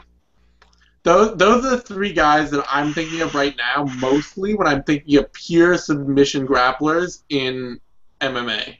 I'm glad you brought up Cabral, because I was not enthusiastic he was going to do well. And then once he came in, he looked. So I'm going to have to kind of look at him under a new lens. Connor, what's your choices here? I have to say Maya. Maya to me he's not an astounding wrestler, and yet he's got really crafty ways of dragging the fight to the ground. He'll go for the back standing and drag you down that way, or sweep you backwards when he's already got back control on the feet. He doesn't have enough of that wrestling style to be called a submission wrestler, but he's effective enough at his takedowns to always get the fight to the ground. And once it's there, it's all positional grappling. It's all very traditional jiu-jitsu. Top control. If you roll over, he's taking your back. He's going for the choke. It's triangle chokes when he ends up on bottom, arm bars. He's a very traditional jiu-jitsu fighter who has earned a high level of success. You know, he was K1 Maya for a little bit, and he's not a good striker. And it's so refreshing to see him go back to his grappling because that's what brought him success. He's almost as pure a jiu-jitsu guy as you can possibly be and still find success in mixed martial arts. Yeah. And the other guy is kind of the opposite. A better submission grappler than Damian Maia, who has failed to really transition that, but still has moments of greatness in MMA, is Roger Gracie, who just washed out of the UFC because he got out-wrestled by Tim Kennedy. But Roger Gracie is one of the greatest jiu-jitsu competitors in the world. Well, yeah. And also with very traditional Gracie jiu-jitsu techniques. For him, it was always the work your way towards mount, and it was cross-collar choke. And that was his game. He beat everybody doing that exact thing. Very hard to sweep, very good at sweeping and getting to top position. And he's also got that kind of judo background. I think, does Maya have a judo background as well? I feel like he might. It's obvious in his style, though. I don't know if he has a background in it. I'm sure he does. I don't, you know what I mean? Know like how much he's got time. Great foot sweeps and everything. It's totally evident in his style, though. Yeah, and Hodger's the same way. It's not he'll shoot for takedowns and things, but really his best takedowns are his foot sweeps, trips, things like that. And once he ends up in top position, he's also the classic jiu-jitsu and MMA style. He's got frightening ground and pound from the top too. Both Maya and Roger Gracie, to me, are they're all clinch takedown guys, and we tend to call that judo, but it doesn't always have to be. They're not the guys that are going to shoot from outside. They're going to want to come in close and tie up and try to manipulate any of the numbered techniques from there. Right. Yeah. Okay, so for me, there's one on here, and this is another where I don't think the dude gets enough credit, and even though it was mentioned, Jake fucking Shields legitimately and soundly outgrappled Damian Maia. Fact, right? And before, Maia was always, and rightfully so, it was always Jacare, Maia, and Roger Gracie. And then there were, you know, the kind of the old school regime in there was obviously Big Nog and then now Mir because of the way that fight turned out. But to me, Jake Shields should be either considered the absolute best grappler, most accomplished grappler in MMA after what he did against Maia, or he should definitely be in that, constantly that staple of who are the best guys. To me, Jake Shields is more, I have trouble calling him a submission grappler, though, because he never goes for submissions anymore. He doesn't even try. He's got a great guillotine. He's got good submissions. He used to go for them all the time. He's got good leg locks. He almost got Dan Henderson with a heel hook, I think, when Dan knocked him down in the first round. But he doesn't go for submissions anymore. He's just content to ride out position. So I would class him in the same category as guys like Dong Hyun Kim and John Fitch. He's a positional grappler through and through. Whereas Damian Maia is also a positional grappler. He's looking for strikes on the ground. He's looking for submissions. Jake Shields doesn't even pursue it. He just gets top position and round over. That's what I felt watching that fight, too. I was rooting for Maia, of course. I'm a big fan of him. And the moment Jake Shields dragged him down, he hit some beautiful counter wrestling moves when Maia was trying to get him on his back. And the moment Maia was on his back, I was like, how many minutes left are in the round? Oh, 3.5? All right. Game over. Wins. Yeah. Oh, when Maia had his back, and we got to give another shout out, or at least I do, to Tim Kennedy, because Roger Gracie had his back, and it's not a quality, but Tim Kennedy's submission defense is outrageous, and then that's one of those where, I guess, tooting my own horn or whatever, but I picked him with confidence against Roger because I don't remember what it was, maybe, but I had really studied Kennedy's style and his submission. He's fearless.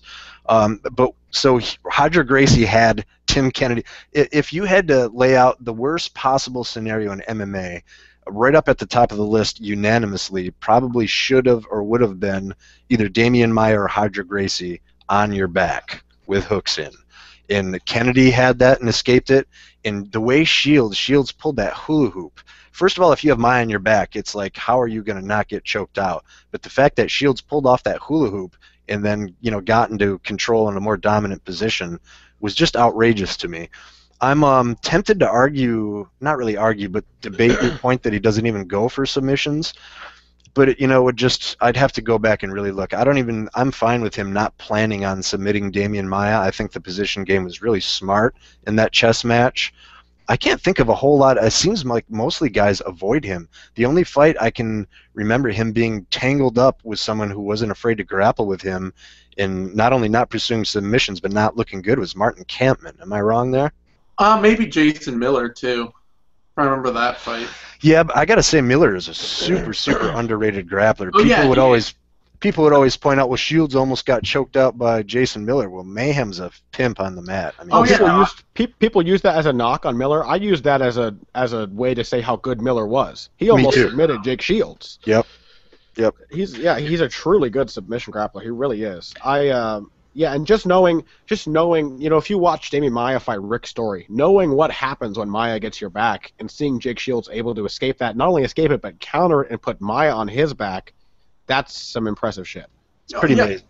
I honestly have no problem with how a fighter like Shields fights because I think it's the absolute distilled.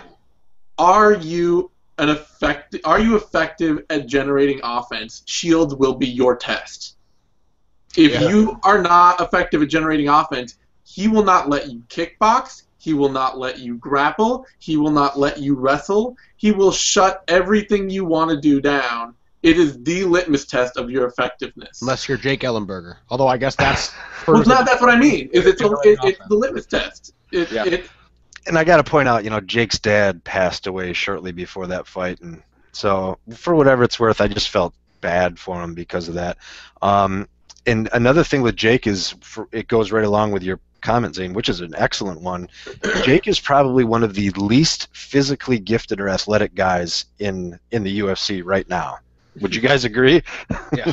I mean, when he was going after, when you saw Woodley, who epitomizes explosive takedowns, and you saw Jake, it was like, damn, I guess that was Jake going for a takedown, but that's not his fault, and he mitigates that disadvantage with intelligent and smart fighting. Yeah, I mean, he showed how ineffective Woodley was at the higher levels of MMA. I mean, he made Woodley look terrible. Terrible. And that also showed that Jake is a pretty damn good wrestler. People clown on it all the time. He's a way better submissionist, but Jake can wrestle. I think that's kind of the reason that Jake Shields makes every fighter look terrible. Yeah. Unless you beat him in the first minute really soundly, unless you are Dan Henderson except you finish it, or unless you're Jake Ellenberger and you can get a quick knockout, he's going to make you look bad. Because Tyron Woodley looked amazing against Josh Koscheck. Against Jake Shields, he looked terrible. And Jake didn't look great. It didn't look like Jake was dominating the fight really in any decisive way. But there's absolutely no reason, I think, that you could say Tyron Woodley won. Yeah. I tend to agree. I'm going to throw one out there because I always describe this guy as an absolute master of position, especially on the top, and that's Big Country. Even though we hardly ever see it anymore. I wish we saw more of his. I wish we saw more of it. At that point, it would just have to be. He's great when he gets that crucifix. It's like somebody's piling sandbags on your chest. When he got stood up after locking a Kimura in on Andrei Arlovsky, whatever fight league that was. Have you guys seen that fight? Yeah, worst stand-up ever in MMA history. Yeah, he was on top position. I believe he either had a crucifix or he was in clear side control with a Kimura grip locked in, and the ref stood him up because he'd spent too long laying on his opponent. Side or half or a high half, but he had that Kimura locked on, and the ref. It was side control, and it was with the Kimura grip locked in. So he was basically working towards turning his hip through and finishing the Kimura. That's tied with the stand when I can't think of who that was. I don't want to say a name if it's not him, but when Bobby Lashley had Chad Griggs mounted and the guy, we're going to stay. What the fuck? Even worse than those are even worse than the Vitor Belfort Anthony Johnson stand up. Yeah. Oh yeah, by quite a bit. But the Arlovsky one has to be up there because not only of what happened immediately after they stood it up. That was Big Country's, I believe, the only time he's been finished with strikes. Yeah. But and he was that still was conscious. he was a couple seconds away. You know what I mean? Locked on. He had 2-on-1, both hands, the grip in place. To me, it was a matter of time. It's hard with submissions. There's a number of things you got to check off. He had several steps checked off and was on his way. And it should be noted that in a pure submission grappling format, Big Country completely outpositioned and also outconditioned Frank Mir. Long time ago. Right, and to me, the difference was Big Country's positional knowledge. Would you agree? Yeah, absolutely. Big Country is a good guard passer. When he gets in that side control, he's not a guy who goes for mount, and I think it's wise for him because of his build. He doesn't have long enough legs to hold on to mount against other big heavyweights. Side control is made for him. And when he gets that crucifix, you get those short little legs wrapped around your arm. There's almost no escape. And the crazy thing with Big Country, and I hate to always say something about his physique because it's so played out by now, but that dude moves agile as a cat when he's on the ground. The way he passes, smooth as silk. I'd love to see him go to it more. I'd love to see him use his striking to get into some clinch takedowns and drag guys down because his grappling is his strength, and he's just so confident in his power that he's become a really one-dimensional guy. He's the mysterious case of, it's like K1 Damian Maia, you know? He's this mysterious case of a guy who clearly is good at one thing, and that's clearly his best skill set, and he gets completely away from it. To me, wrestling is the bridge that he's missing there. It's unique to have a submissionist with such fearsome striking and knockout power. And the reason I think that those are on two separate islands, and his wrestling isn't poor, but I think if his wrestling was close to the level of those two, he would be a monster. Yeah. All right, so, and just as a note, I specifically said submission grapplers instead of BJJ because, you know, we're seeing Luta Livre, Jake Shields touts, I believe, American Jiu-Jitsu. Bunch of Sambists. Sambis, and another guy I'm not sure where he fits in that I'm going to mention is Josh Barnett, you know, our prototypical catch wrestling savior. Wrestling, oh yeah. That's right. So that's why I specifically called that submission grappling. Let me move on real quick because I think it's going to be a short list. Submission wrestlers, it's a really rare thing. To me, again, Jake Shields is the prototype for this. He's been doing it forever. I put Big Country in this one, even though it doesn't make sense because I just said wrestling was kind of his weak point. I had to put him in there somewhere along there. Josh Barnett, absolutely right here, submission wrestler. Even though, again, you could kind of debate his wrestling prowess. Wrestling. The big thing that I mean, is this a longer list than Tetsuya Kawajiri?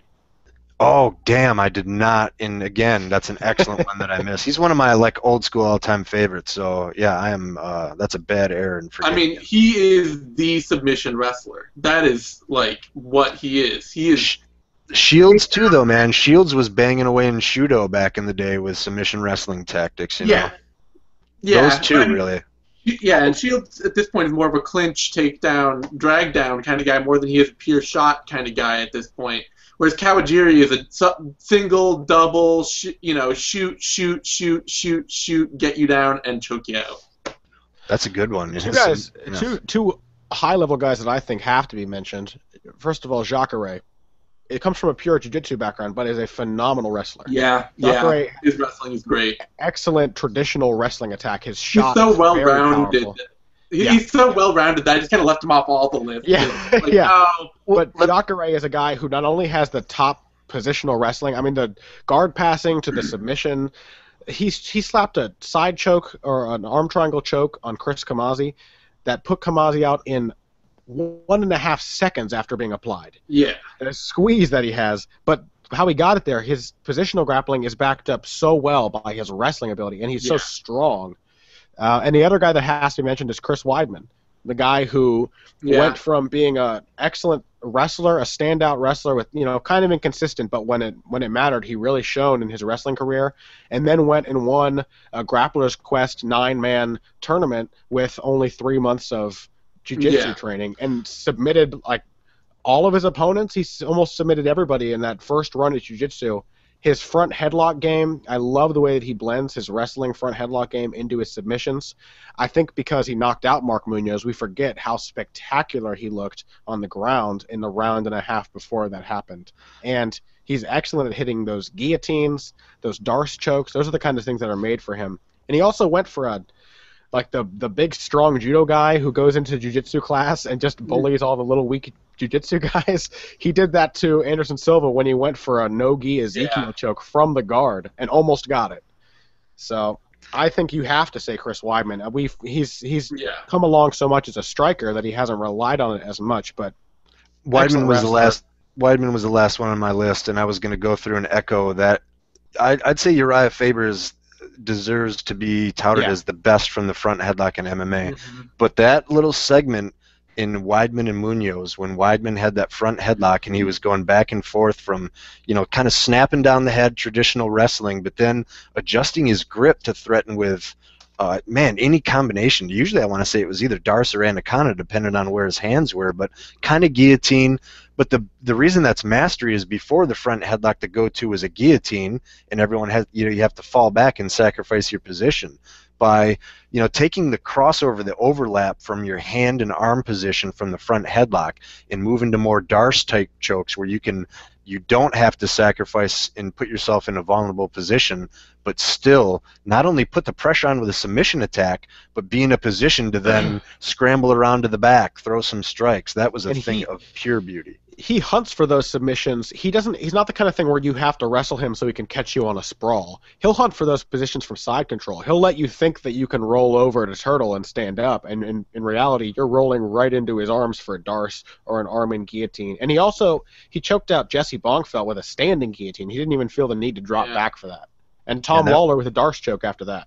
Yep, it was all beautiful. I love his front headlock game. He hasn't shown as much lately, but Phil Davis deserves some shout out there for certainly his early UFC run when he, submitted Alexander Gustafsson and Tim Boach. The Wonder Bar. Yeah, the Wonder Bar. Yeah, that modified hammerlock I was live for that one, and that was creative. You know what I mean? I expected him to do a lot more work or damage. Really kind of go on that route.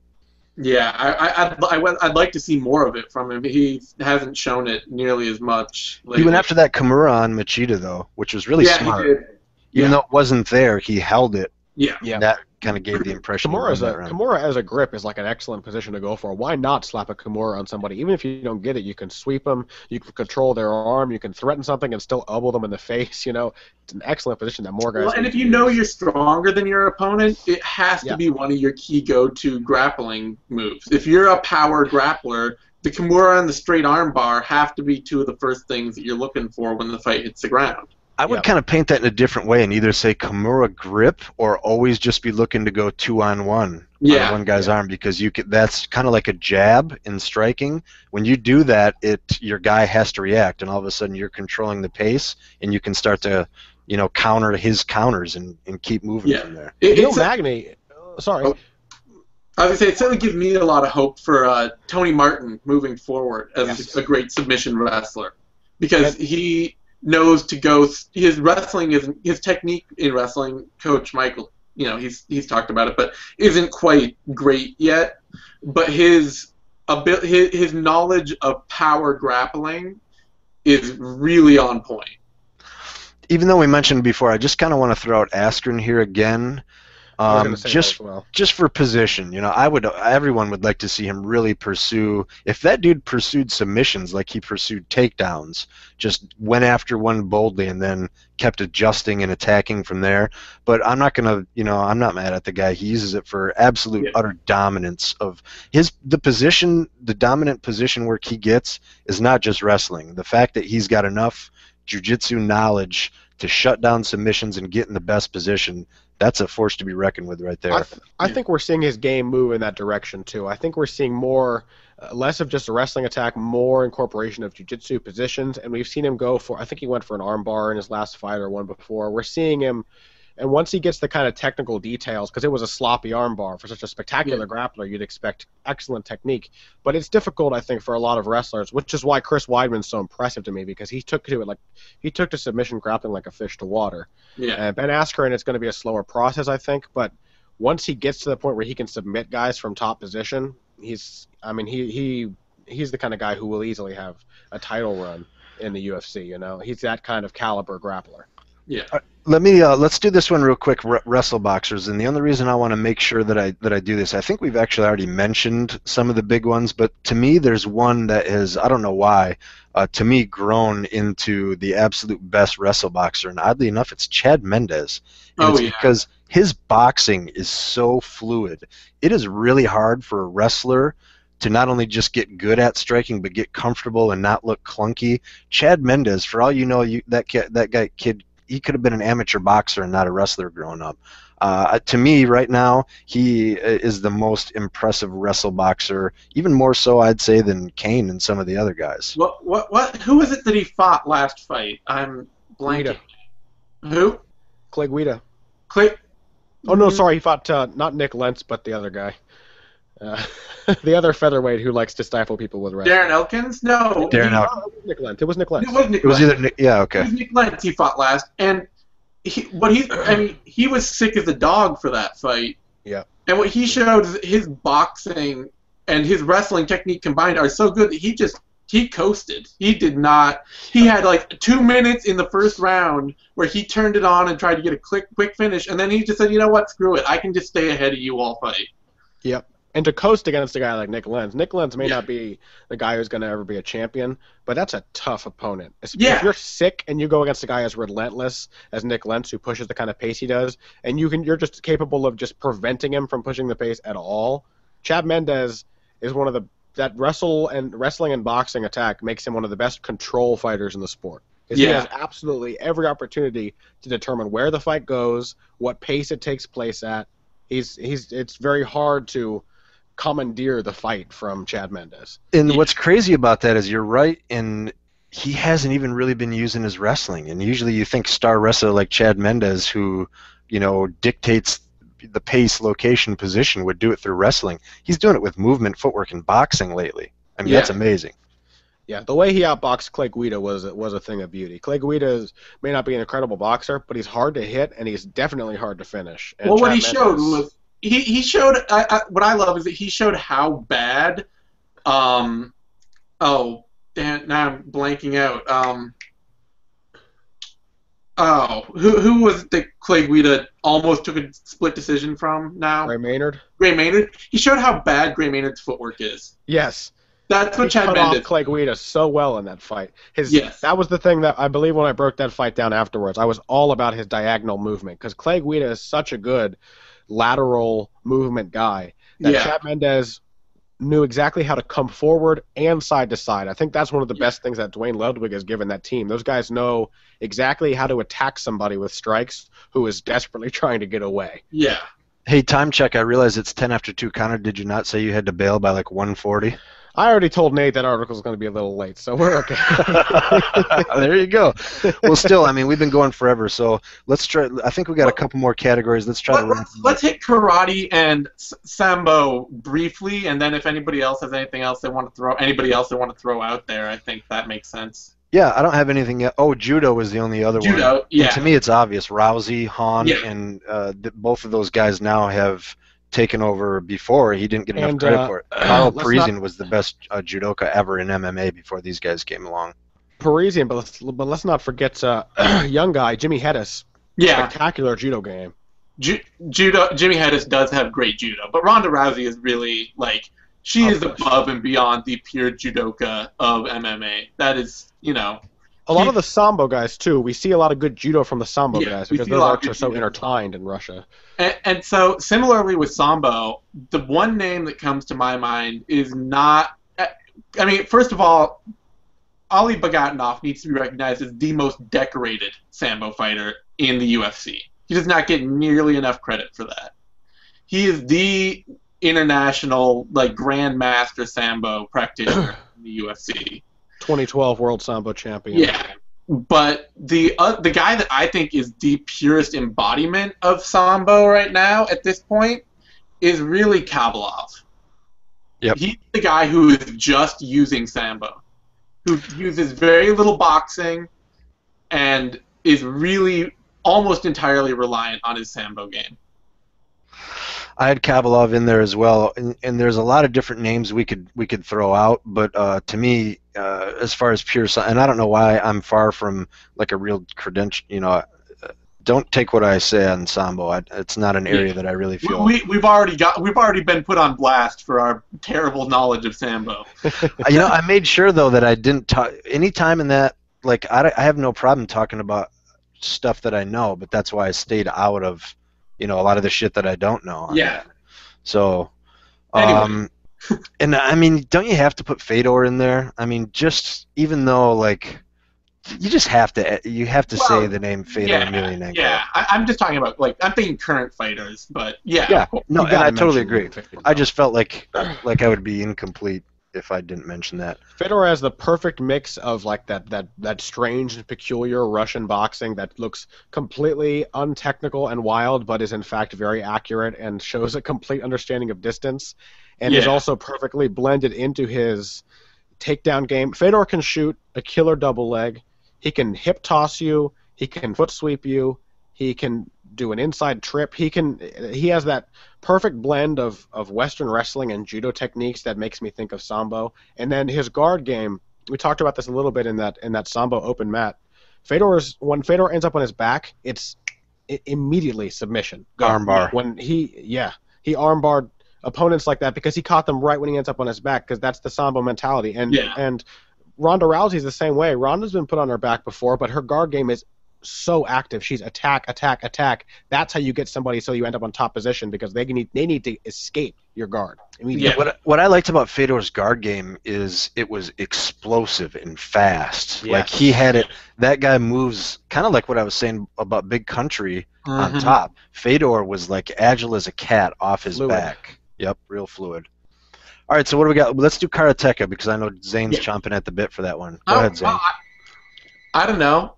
I mean, the big thing with Karateka is that there's a bunch of them, or there's several, but they're all totally different styles of karate. Yep. That's kind of the hard thing. I mean, I like the big guy I want to throw out there, which we haven't even seen fight in the UFC yet, and hasn't fought in a little while. Even he's been doing kickboxing. Is Adam Kalayev, who is the Daido Juku champion, and which is basically like karate. It's Kyokushin plus judo, basically. Yeah, and it's basically like it's full contact, open point, or it's full contact karate competition, basically. Headbutts, groin shots, all that shit is allowed. And it's hardcore. I mean, your other practitioners, you had Minoki Ichihara, if you want to go way, way, way back in the day, who had a terrible showing against Hoist Gracie, but that was why he was so highly touted at the time. And then Semi Schilt, and at that point, when you're talking about Semi Schilt and striking technique and being a great, kickboxer and a great martial artist. So somebody like Kalayev, he has really, really legit credentials. But obviously, Machida's the guy that then we otherwise think of as an embodiment. Yeah, I'd agree. And I'm going to go real quick because I don't feel like I had anything special here. Kakuno, Machida, Macdessi, and I threw Stephen Wonderboy Thompson in there as well. I think they're both Taekwondo kind of guy more. Well, Stephen Thompson comes from Kempo. It's American style karate. And on top of that, we should kind of lump Taekwondo. You know what I mean? I kind of intended to lump all that into this category. Yeah. But one guy, too, that I want to throw out there is Tarek Safieddine. Oh, yeah, that's a good one, too, actually. Safieddine has one of the purest Kyokushin styles. Yeah. Isn't it called, sorry to interrupt you, but I want to say that the style of karate he trains in is not Kyokushin. It's something crazy I've never heard of. I actually have worked with a really good friend of his that grew up with him and who trained in the same style with him all growing up. And it's really funky. It's really hard to... but it's very MMA appropriate. Oh, yeah. I mean, it's a what great... is it? Are you looking it up right now? Yeah, it's Shihai Shinkai. Exactly. I remember it was something I wouldn't be able to say even if I did look up, but yeah. And that's something that that deserves maybe a little more investigation at some point by someone. I have two counters on my screen. Yeah. I just disappeared for a moment. You're back. There's a frozen version of you as well, but so Safieddine is definitely one of those guys that who sort of gets unrecognized as a karateka in MMA because it is such a weird, funky style, and because he's also become a pretty high-quality kickboxer just around that as well. His footwork is excellent. That's what his motion. A lot of times I'll categorize, footwork angles, all that crap into just cage motion, and that's what I really like about Safadine. And one other guy I want to... we're kind of losing Connor here, it looks like. Shihai Shinkai is his style of karate. It's we already Don't act talked. like you know it now. Sorry, no, I just looked it up. It's knockdown karate, though. It's very similar to Kyokushin in rule set. Yeah. Like Enshin karate, stuff like that. Those are all pretty much... They would be offended by this, but it's basically Kyokushin. Yeah. But one of the other guys I wanted to mention too with karate that is he's not obviously at the highest level. I mean, he's in the UFC, but he's not way up a top 10 or anything. Is Robert Whittaker? Really? He The came boxer? from a pretty The heavy Aus- karate. the Aussie boxer? Yeah, he came from a pretty heavy karate background, I believe. No kidding. Had no idea and probably never would have guessed either.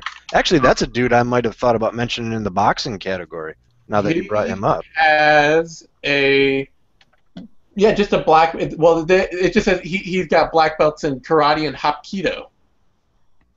Interesting. I never would have guessed that just from looking at his style. Not in a million years. He's one of the few guys that comes off to me as a boxing purist, almost. But no, he comes from a karate background. Weird. Yeah. All right. If Kid Nate were here, he would be asleep for a half hour now. That's why he's not. He It was would funny. also have gotten He would not have known how any of. He would be. His list would be Machida, Overeem, Vita, Santos. Well, I'll And- speak for him here. That's not his role. And Yeah. I mean, you know what I mean? He's a big picture guy. And I thought it was funny when we were talking about this, Kid Nate kind of had this idea. He's like, why don't you three do a show and come up with some nerdy-ass fight topic and talk about it? We all were like, yeah, man, that's fucking perfect for us. Yeah. Just a little different something we'll throw at the fans today. One more karate guy I want to mention who gets more recognition for his grappling, but is actually a very competent striker, is Gunnar Nelson. Yeah. I thought about putting him, he could almost fit in a couple different categories here, because to me, what I'm surprised about him is he is a damn good wrestler as well. Yes, his wrestling and his jiu-jitsu are both stellar, and his striking, while strange and while potentially risky, is actually very solid. He's got such good posture that he can float his chin up in the air and not get knocked out, much like Machida. And he's got such good sense of distance with his strikes. Go ahead, Zane. No, you go ahead, because I was going to change. He was one of those guys that, like I said, it's sort of like I looked at him and I just was like, that's not what I'm doing here. He's so well-rounded that I couldn't, even though I know his excellent grappling and karate credentials, I couldn't pigeonhole him. He doesn't really typify karate fighters. Yeah. And on that topic, that's why I thought Bigfoot Silva deserves a mention here, because he started throwing some kicks, and for a guy of his Leviathan size to throw some of those in-place kicks like he was, I think we've always known he's got a black belt in Taekwondo, Judo, and Jiu-Jitsu. Yeah, and those are just the big ones. And for a guy like that, it's kind of like Travis Brown, even though he doesn't have any of the, near the athleticism. But for a dude of his size with his skill set, to just flip out some quick-ass kicks like that, I mean, that's something I guess at least worth mentioning. Well, and that's like where Frank Mir comes from, too, with a lot of his kicking, was his karate background. Yeah, you're right. I had forgotten about that. Damn. And Bigfoot, too, is actually one of the few fighters in MMA who's good at switching stances. He switched stance very well against Mark Hunt, and obviously was comfortable fighting out of southpaw or orthodox. And he shares that in common with Machida. And I think Bigfoot also comes from a Shotokan background. His karate was Shotokan, and and I think he also kind of has the same mentality as Machida. He's not a big combination puncher unless he's going for the finish, much like Machida's adapted to flurry on guys once he's hurt them. But they're both really good representatives of that one punch, one kill mentality where they are going for that one good shot directly on the chin. Bigfoot's a pretty accurate puncher. He's not a beautiful technician, but Machida doesn't always show beautiful striking technique either. What makes them deadly is their timing. That they know when to throw the shot and where to place it. Of course, it's sort of weird and sad to say this, but because we are talking about current UFC or current fighters in MMA, we don't get to talk about George St. Pierre that much. Yeah. Oh, yeah. Yeah, that's true. He'd be worth a mention. Back what you said about Bigfoot and switching stances, what I really liked about that is he did it strategically, not just for the fuck of it. There's a lot of fighters that will do that to, as Joe Rogan say, just throw off the other fighter and give him a different look. Yeah. And there's some truth to that, but at the end of the day, it's just the guy is switching stances, or he'll switch stance and every time telegraph. They like to go from orthodox to southpaw and then come with either a left kick or a left hook down the middle every time. I can't remember who, but there was a fighter that did each of that. Every time he switched stances, he would either come with a straight left down the middle or a left body kick. Bigfoot did it very strategically, and you could tell it wasn't just, I'm going to try to do this weird thing, to throw him off. There was some he was doing it to land kicks to the very particular target. He does it the same way. Overeem, or even Kikuno, since we mentioned him before. When Kikuno switches to southpaw, he's going to try and do that crescent kick to the body. When Overeem switches to southpaw, it's going to be the knee to the liver. And when Bigfoot was switching southpaw, it was to land the kick to the body or to the calf of Mark Hunt. And it was well done. Nice. All right, I'm thinking we got to wrap this up because if any viewers are still with us, they're deranged enough that we're not interested in them. We don't want to beat that beast. Yeah, I mean, it's cool if you guys lasted an hour or so, but if there's anyone that has lasted through this whole thing, man, I don't know, see a doctor, take a drink, give us a call offline. Actually, I mean, we love those people, don't get me wrong, but they just don't seem to permeate the MMA world. So any closing comments, anything else from you guys? The only other thing I want to say, give one small shout out to another fighter who has yet to fight in the UFC, is Albert Tumanov, who I have up on my kickboxing as one of the better kickboxers in MMA, and we just haven't gotten to see him yet. He's, his nickname's Einstein, and he's ridiculous. He's as incredible a combination kickboxer as you're going to see. And I like doing this because I learned there's a bunch of suggestions I wouldn't have thought of that I should have, and I learned a bunch of stuff on this too. So hopefully some of the people watching, reading, listening, whatever, did the same. Any specific comments, or if you want to know more about a technique, a fighter, send them in, and someone besides myself will address that for you. I would love to have viewer suggestions. I enjoy doing this kind of stuff. So. Oh yeah. Yeah, actually I do too, and I mean, if that kind of goes without saying, I thought, but I mean, anything within reason, requests, topics, whatever, throw them out there. We'll at least entertain them. Yeah, I'd be happy to do more of these on non-fight weeks. It's a blast. Right on. Now let's tell them where they can find us, so I can desperately plug my show. Okay. Why don't, Connor, you proceed to desperately plug all the aforementioned? Adding the word desperation to plugging really makes it sound offensive. Makes it sound genuine, doesn't it? He really cares. He's really concerned. Okay, guys, please check out heavyhandspodcast.com, my podcast, Heavy Hands. We do stuff a lot like this. So if you liked all the more boring stuff that I was talking about than the other two guys, that's what you get on my show. And you can find me on Twitter at Connor Rebush, ConnorRuebusch. That's kind of weird that some were more boring than others. I thought from, one particular standard lens, we were all kind of boring equally. So thank you, appreciate that. Yeah, I mean, we all are terrible fight nerds.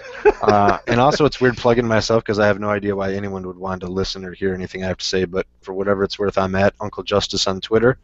Mr. Simon? And I'm at the Zane Simon on Twitter. The Zane Simon. Yeah, well, Zane Simon was already taken. What can I do? All right, so we love you all. We're all fight nerds. We're all dorks. We have no self-esteem. But yet again, we hope you will tune into our next show. Signing off, I'm going to do one of these. You guys are free to your sign-off of choice. Thanks for joining us, everybody. Later. Yeah.